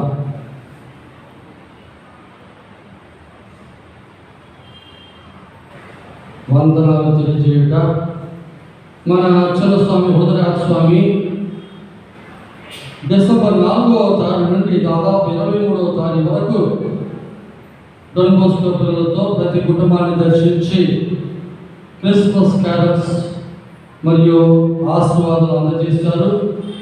వారికి నా హృదయపూర్వక ధన్యవాదాలు. వారితో పాటు మన సంఘ పెద్దలు వారి సమయం అంతా వెచ్చించి స్వామితో పాటు ఆ కుటుంబాలందరినీ ఆ కుటుంబాలన్నీ తీసుకెళ్ళారు.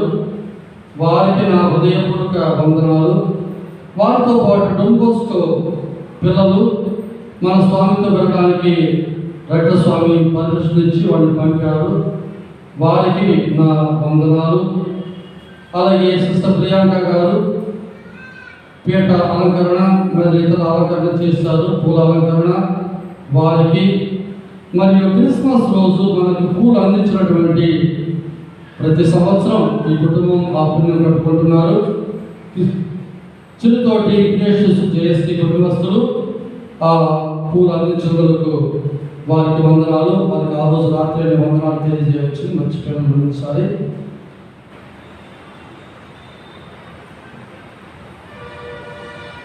అలాగే ఆ రోజు క్రిస్మస్ రోజు రాత్రి కేకులు అందించినటువంటి గాలి అంజన వారి కుమారుడు అవినాష్, మరణించినటువంటి గాలి ఆనంద రవికుమార్ గడ్డ వారికి మరియు స్వర్ణ ఆగ్నేశమ్మ ప్రసాద్ టీ కూడా అందించారు. వారికి నా హృదయపూర్వక వందనాలు. వారితో పాటు మన విచారణ యువతి యువకులు దాదాపు 10 రోజులు పశువుల కొట్టం తయారు చేయుటకు మరియు గుడి అలంకరణకు మరియు ఇతర పనులన్నింటికో వాళ్ళు సహాయపడ్డారు. వాళ్ళందరికీ మరి వారితో పాటు పాటల బృందంలో ఉన్నటువంటి ప్రతి ఒక్క వ్యక్తికి, ముఖ్యంగా మన పీటర్ జాన్ గారికి మరియు మన ఉద్దేశ పీటర్ గారికి, పూజ ఒత్తాసు చేస్తున్నటువంటి వర్ష అనుప్రియ ఇద్దరు బిడ్డలకి, వారితో పాటు అటు బిషప్ గారికి, ఫాదర్ గారికి, సిస్టర్ గారికి అన్నాలు తయారు చేసినటువంటి సురేష్ ప్రియ వారికి మరియు ఫిలిప్ పాపియా బాలయేసు వారికి, ఫిలిప్ ముఖ్యంగా దాదాపు 2 నెలల పాటు ప్రతిరోజు సాయంత్రం 2-3 గంటలు కూర్చొని అన్ని వెల్డింగ్లు ఆయన చేశాడు. నేను ఒక్క వెల్డింగ్ కూడా చేయలేదు, ఒక పక్కన చూస్తూ వచ్చాను. చాలా సమయం గడిపి తన సేవలు అందించారు వారికి. మరియు ఆ రోజు చల్లపల్లి మైకల్ గారు దాదాపు 2000 ఖర్చు పెట్టి మనకు ఒత్తులు, టీ కప్పులు కూడా తీసుకొచ్చారు వారికి.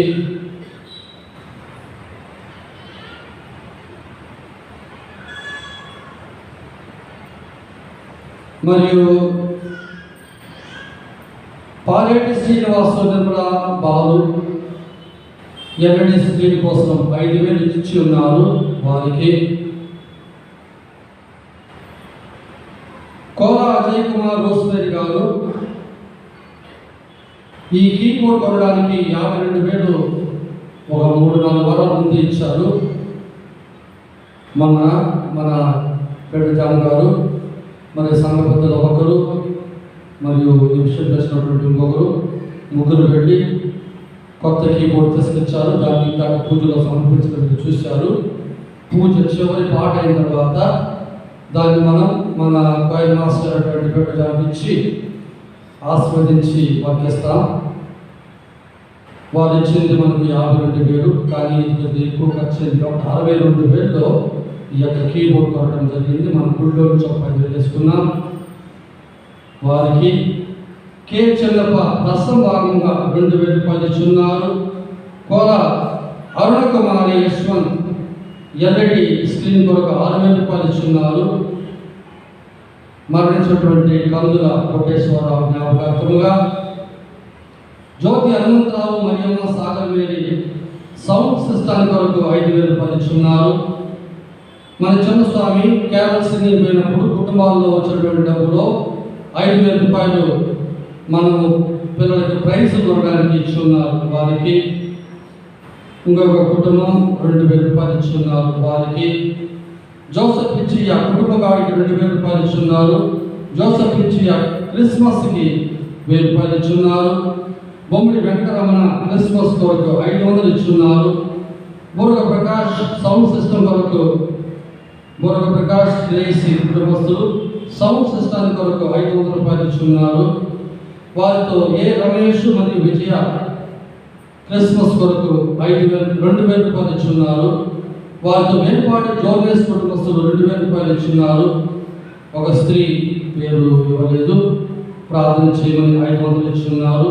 వారికి ముత్తుమల నరహరి వెంకటేశ్వరరావు సుజాత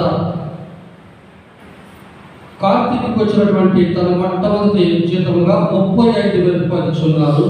వారికి జమునోడి ఆశీర్వాదము మరియమ్మ క్రిస్మస్ కొరకు 1,000 రూపాయలు ఇచ్చున్నారు. పుచ్చలపల్లి శ్రీనివాసరావు క్రిస్మస్ కొరకు 516 రూపాయలు. కస్తూరి రత్తమ్మ రోజులే సాంబ్రాణి కొరకు 500. ఖమ్మం రాఘవరావు కృతజ్ఞతా స్తోత్రంగా దేవునికి 510 రూపాయలు ఇచ్చున్నారు. శ్రీనివాస చౌదరి కె రాణి రిటైర్డ్ టీచర్ చీరాల 1,000 రూపాయలు ఇచ్చున్నారు. మరియు మన వంట వాసు సెయింట్ జోసెఫ్ స్కూల్ వాడుకున్నానికి ఈ నెల బాడుగగా 18,000 ఇచ్చున్నారు. మరియు వారి తరపున క్రిస్మస్కి 1,000 రూపాయలు ఇచ్చున్నారు. కృపాకర్ పాస్టర్ గారు మన స్కూల్ 23వ తేదీ వాడుకోవడానికి 10,000 రూపాయలు ఇచ్చున్నారు. మేరీ మాత సేవ తీసుకొని దీనికి 1,100 ఇచ్చున్నారు. పెందుర్తి దుర్గమ్మ రమణ క్రిస్మస్ కొరకు 1,000 రూపాయలు ఇచ్చున్నారు. గడం గిరిబాబు కుటుంబస్తులు క్రిస్మస్కి 1 సంవత్సరానికి 1,000 రూపాయలు ఇచ్చున్నారు. శవాల వెంకట్రావు ఎస్తేరమ్మ 1 బస్తా బియ్యం ఇచ్చున్నారు.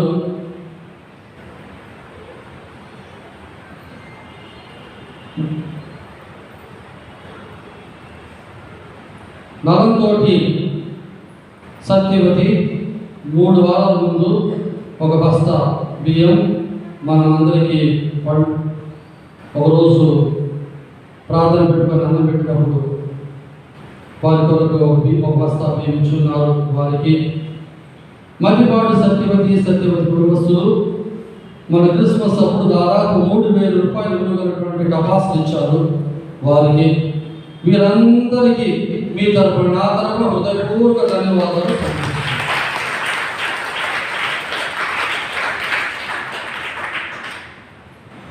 కలకత్తా యాత్ర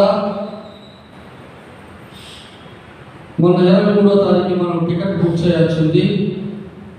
కొన్ని కారణాల వల్ల అనగా ముఖ్యంగా ఒంగోలులో మనం ఎక్కాలనుకున్నటువంటి ఆ ట్రైన్ కోరమండల్ ఎక్స్ప్రెస్కి అందరికీ టికెట్లు దొరకడం లేదని చెప్పారు. కాబట్టి దాన్ని కొద్దిగా హై లెవెల్లో వెళ్ళి కొంచెం అన్ని విధాల అందరికీ సరిపోయే రీతిలో దాన్ని చేయాలనుకుంటే కొద్దిగా సమయం కావాలి. అందువల్ల 1 వారం దాన్ని వెనకేసి రేపు వెళ్ళి వాడితో మాట్లాడి తర్వాత విషయాలు వచ్చే వారం తెలియజేస్తాం. మనం 23వ తారీఖు ఫిబ్రవరికే వెళ్ళాలని రూల్ ఏం లేదు, అక్కడేం పండగ లేదు, మన ఇష్టం. కాబట్టి అందరికీ అన్ని విధాలుగా అనుకూలమైన రీతిలో దాన్ని వర్కౌట్ చేసుకొని తర్వాత మనం టికెట్ బుక్ చేసుకుంటాం.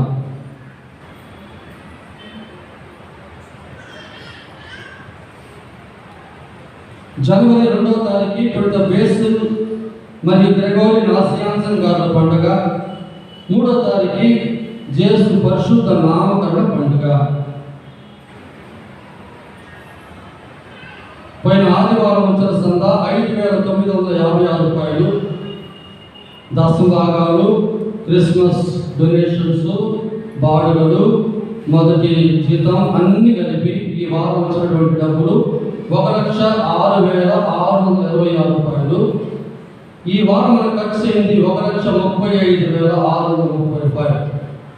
అందులో ఈ కీబోర్డ్కి 62,000 అయింది, ఆ రోజు అన్నానికి 28,000 అయింది, ఈ ఫ్లెక్సీలకు ఒక 12,000, దాదాపు 1,02,000 దానికి అయిపోయింది. ఇంకా దాంతోపాటు పందిరి, కుర్చీలు, లైటింగ్స్ ఇవన్నీ కూడా ఉన్నాయి. అది ఈ వారం అవుతుంది.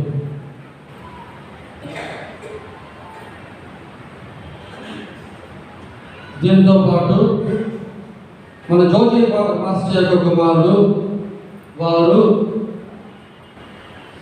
G institute of creative art అని ఒకటి ప్రారంభిస్తున్నారు.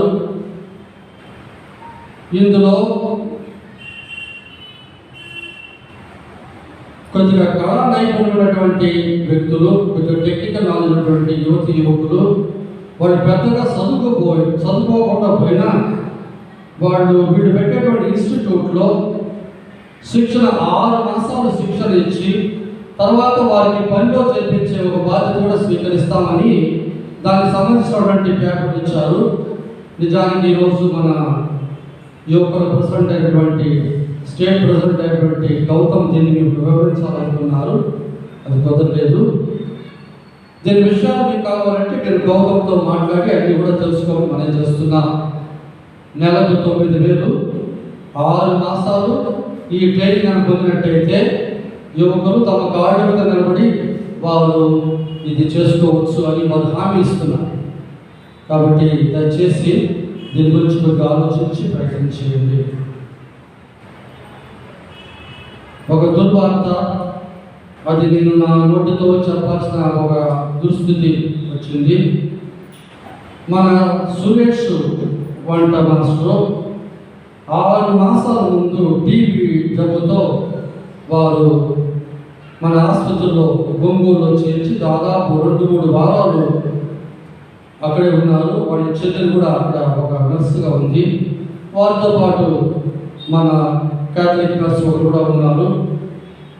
ఆ 2-3 వారాలు అయిన తర్వాత ట్యాబ్లెట్ అన్ని తీసుకొని ఇంటికి వచ్చారు. కరెక్ట్గా ఈ ట్యాబ్లెట్ ఏ రోజు అక్కడ తీసుకోవాలని చెప్పి డాక్టర్ ఇచ్చిన సూచన ప్రకారం తీసుకుంటూ వచ్చారు. కొద్దిగా బాగైపోయింది అనుకున్నప్పుడు మళ్ళా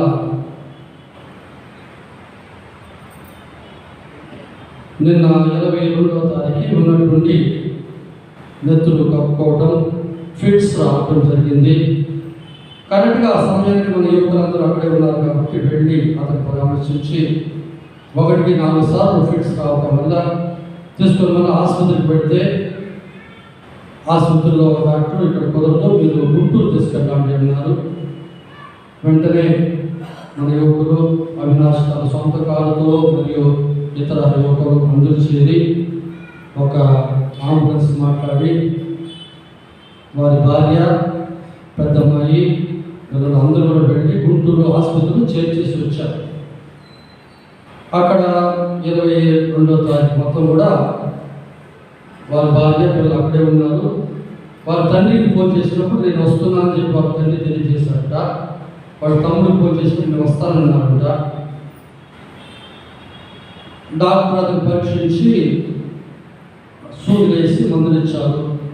సరైన ఎక్కించేటప్పుడు మళ్ళీ ఉత్సాహం వచ్చింది, కొద్దిగా బాగున్నాడు. మామూలుగా అటు తిరగటం, బయటికి వెళ్ళి తనకు కావాల్సిన కొనుక్కోకుండా జరిగింది. ఇక మీరు వెళ్ళండి అని భార్యని కుమార్తెను పంపేశారు. ఇంతలో ఎక్కడ తండ్రి వస్తారు కాబట్టి వాళ్ళు చూసుకుంటారని ఈమె కూడా వదిలిపెట్టి వచ్చారు. వాళ్ళు వెళ్ళినప్పుడు ఎటువంటి తయారీ లేకుండా వెళ్ళారు కాబట్టి వెళ్ళి పెద్ద పాప వదిలిపెట్టి చిన్న పాప తీసుకున్న వల్ల నేను రేపు వచ్చేస్తాను అన్నట్టుగా ఇక్కడ రావడం. ఇంతలో అతనికి హుషారుగా ఉండటం వల్ల సరే బిషప్ గారు ఈరోజు వస్తున్నారు కాబట్టి ఉండి రేపు నేను అనుకోవడం అట్టా 1-2 రోజులైంది. 23వ తారీఖు సాయంత్రము ఆయన ఫోన్ చేశారు నాకు, స్వామి సిటీ ఎంఆర్ఎఫ్ స్కాన్ తీసుకోవాలి, దాన్ని తీసుకురామని నన్ను పైకి పంపించాను. కూర్చోతున్నాను. మధ్యాహ్నం 1 గంట నుంచి సాయంత్రం 5 గంటల వరకు మేము కూర్చున్నాము. ఇక్కడ ఎవరు కూడా మమ్మల్ని పట్టించుకోవట్లేదు.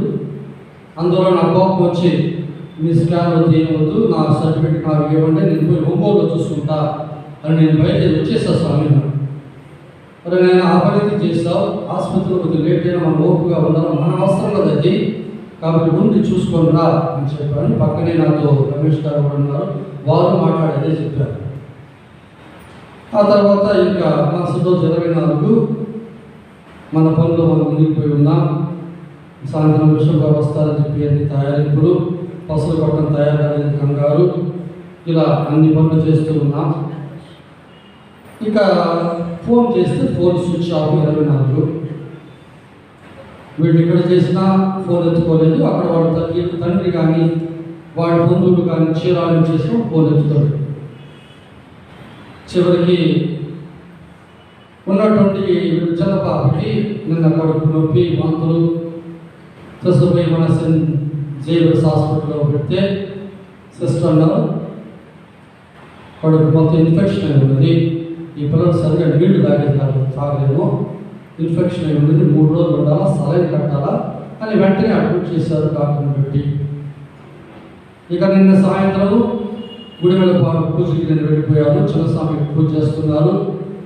నేను అక్కడ పూజ చేస్తూ ఉండగా అప్పుడు పిలుపు ఫోన్కి సురేష్ చనిపోయాడు అనే వార్త వచ్చింది. పూజ అయిన తర్వాత ఏం జరిగిందంటే హైవేలో యాక్సిడెంట్లో మరణించారు అని ఫోటో కూడా పెట్టారు. వెంటనే వచ్చి సెయింట్ జేవియర్స్లో ఆ పాప పరిస్థితి చూసి సిస్టర్తో మాట్లాడి ఆమె ఓదార్చి, ఆ తర్వాత వచ్చిన తర్వాత మన సంఘ పెద్దలు, మరి స్త్రీలు, యువకులందరూ కూడా వచ్చి రాత్రి కూర్చొని మాట్లాడాం. ప్రస్తుతం వాడు పత్తిపాడు వద్ద ఈ యాక్సిడెంట్ జరిగిందని, ప్రస్తుతం బాడీని వాళ్ళు గుంటూరులో పెట్టారని, ఆధార్ కార్డు మన ఇతర విషయాలను తీసుకొని రేపు ఉదయమే వారి భార్య మరి 2 పిల్లలు కూడా రావాలని అక్కడ పోలీసులు తెలియజేశారు. మరి చిన్నపిల్లలు పోయే పరిస్థితులు లేదు కాబట్టి పెద్ద పాప మరియు వారి భార్య మరి మన స్త్రీలు కొంతమంది ఒక కారులో, మరి ఇంకో కారులో మన రమేష్, మధుబాబు మరియు రవి మరి కొంతమంది బయలుదేరిపోయారు. వెళ్ళి ఈరోజు అక్కడ వీలైనంత వరకు పోస్ట్ మార్టం చేసుకొని సాయంత్రం చీరాలు తీసుకెళ్ళి పోస్ట్ మార్టం చేసి రావాలని ఉద్దేశం. సురేష్ దాదాపు 2021 సంవత్సరం అక్టోబర్ నెల 3వ తారీఖు నుంచి నా దగ్గర సేవ చేస్తున్నారు. తాను తన ఇచ్చినటువంటి పనిని ప్రారంభ దశలో చురుగ్గా చేసేవారు. అనారోగ్యమైన తర్వాత అన్ని పనులు కూడా వాడి భార్య ప్రియాలు చేసేది. తనకున్న పొరపాటు తనకున్నను తను చేసినటువంటి సేవలు మనం ఎప్పుడు మర్చిపోకూడదు. ప్రతి సంవత్సరం నా గది ముందు ఆయనే సీరియల్స్ పెట్టి అన్ని అలంకరించేవాడు. వంట పని ఒక పక్క ఉన్న అప్పుడప్పుడు వచ్చి కుర్చీ లేకుండా మిగతా పని చేయడంలో సహాయపడేవాడు.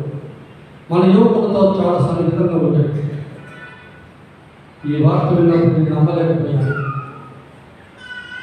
దేవుని చిత్తం ఎలా ఉందంటే ఇంత తొందరగా ఆయన జీవితం అలా అవుతుంది నేను ఎవరు గురించింది. ఆ కుటుంబానికి మనం ఏ విధంగా ఓదార్పు చెప్పాలో తెలియట్లేదు. ప్రస్తుతం ఆమెతో పాటు మనం వెళ్ళినటువంటి స్త్రీలు ఆమె తోడుగా ఉండి ఈ కార్యక్రమాలన్నీ చేసుకొని వస్తారని అనుకుంటున్నాం. పూజలో ఇందాక ఆయన పేరులో మనం ప్రార్థన చేస్తాం. ఈ దేవుని పూజలో ఈ పూజను ఆయన కొరకు కూడా నేను సమర్పించాను. మీరు కూడా ఆయన ఆత్మ విశ్రాంతి కొరకు దయచేసి ప్రార్థన చేయండి.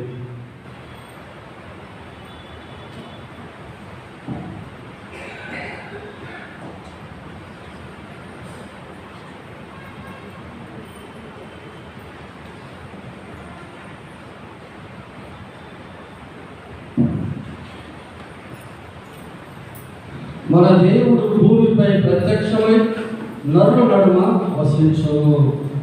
ప్రార్థించును. కరుణాపూరితమైన తండ్రి, పరలోకం నుండి ప్రసాదించబడిన దివ్య సంస్కారంతో మీరు సంతృప్తి పరిచిన వారు పవిత్ర కుటుంబపు ఆదర్శమును పాటించినట్టు చేయము. ఈ జీవిత బాధలను అధిగమించిన ఆనందము జేసు మరియా జోజేపుల ప్రత్యక్ష ఆదర్శములకు వారు ప్రత్యేక దర్శనములకు వారు పాత్రలు కరుణింపు. మా ప్రభువైన క్రీస్తు ద్వారా ఈ మనవి చేయుచున్నాము. ప్రభు మీతో ఉండుగాక. సర్వశక్తి గల సర్వేశ్వరుడు పిత పుత్ర పవిత్రాత్మ మీ అందరిని ఆశీర్వదించి కాచి కాపాడుగాక. పాట ముందు ఇటు జంతుగాకి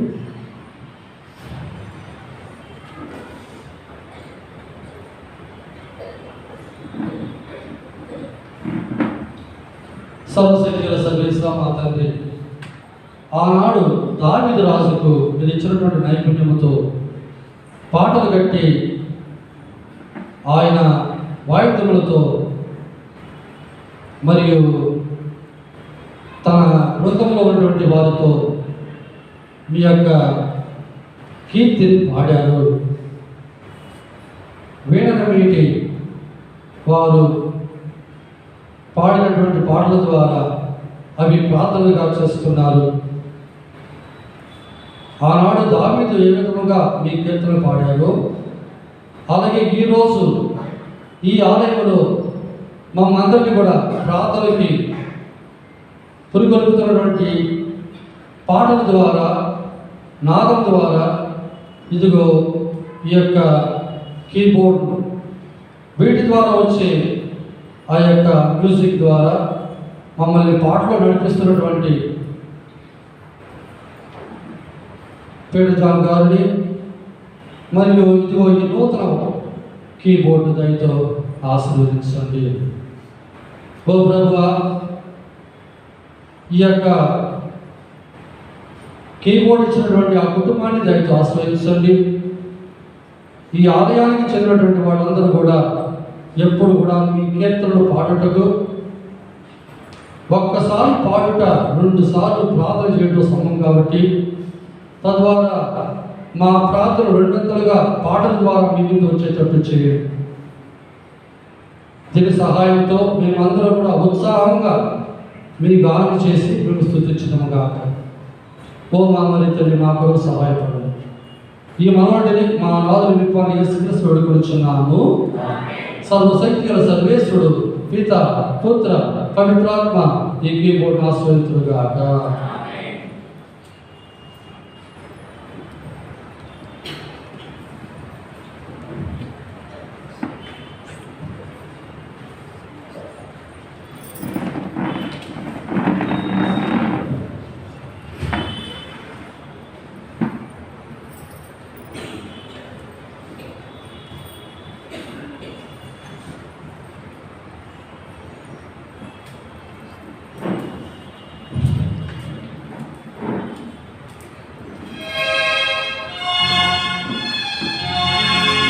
నువ్వుంటే నాకు చాలు యేసయ్యా, నీ వెంటే నేను ఉంటానేసయ్యా. నువ్వుంటే నాకు చాలు యేసయ్యా, నీ వెంటే నేను ఉంటానేసయ్యా. నీ మాట చాలయ్యా, నీ చూపు చాలయ్యా, నీ తోడు చాలయ్యా, నీ నీడు చాలయ్యా.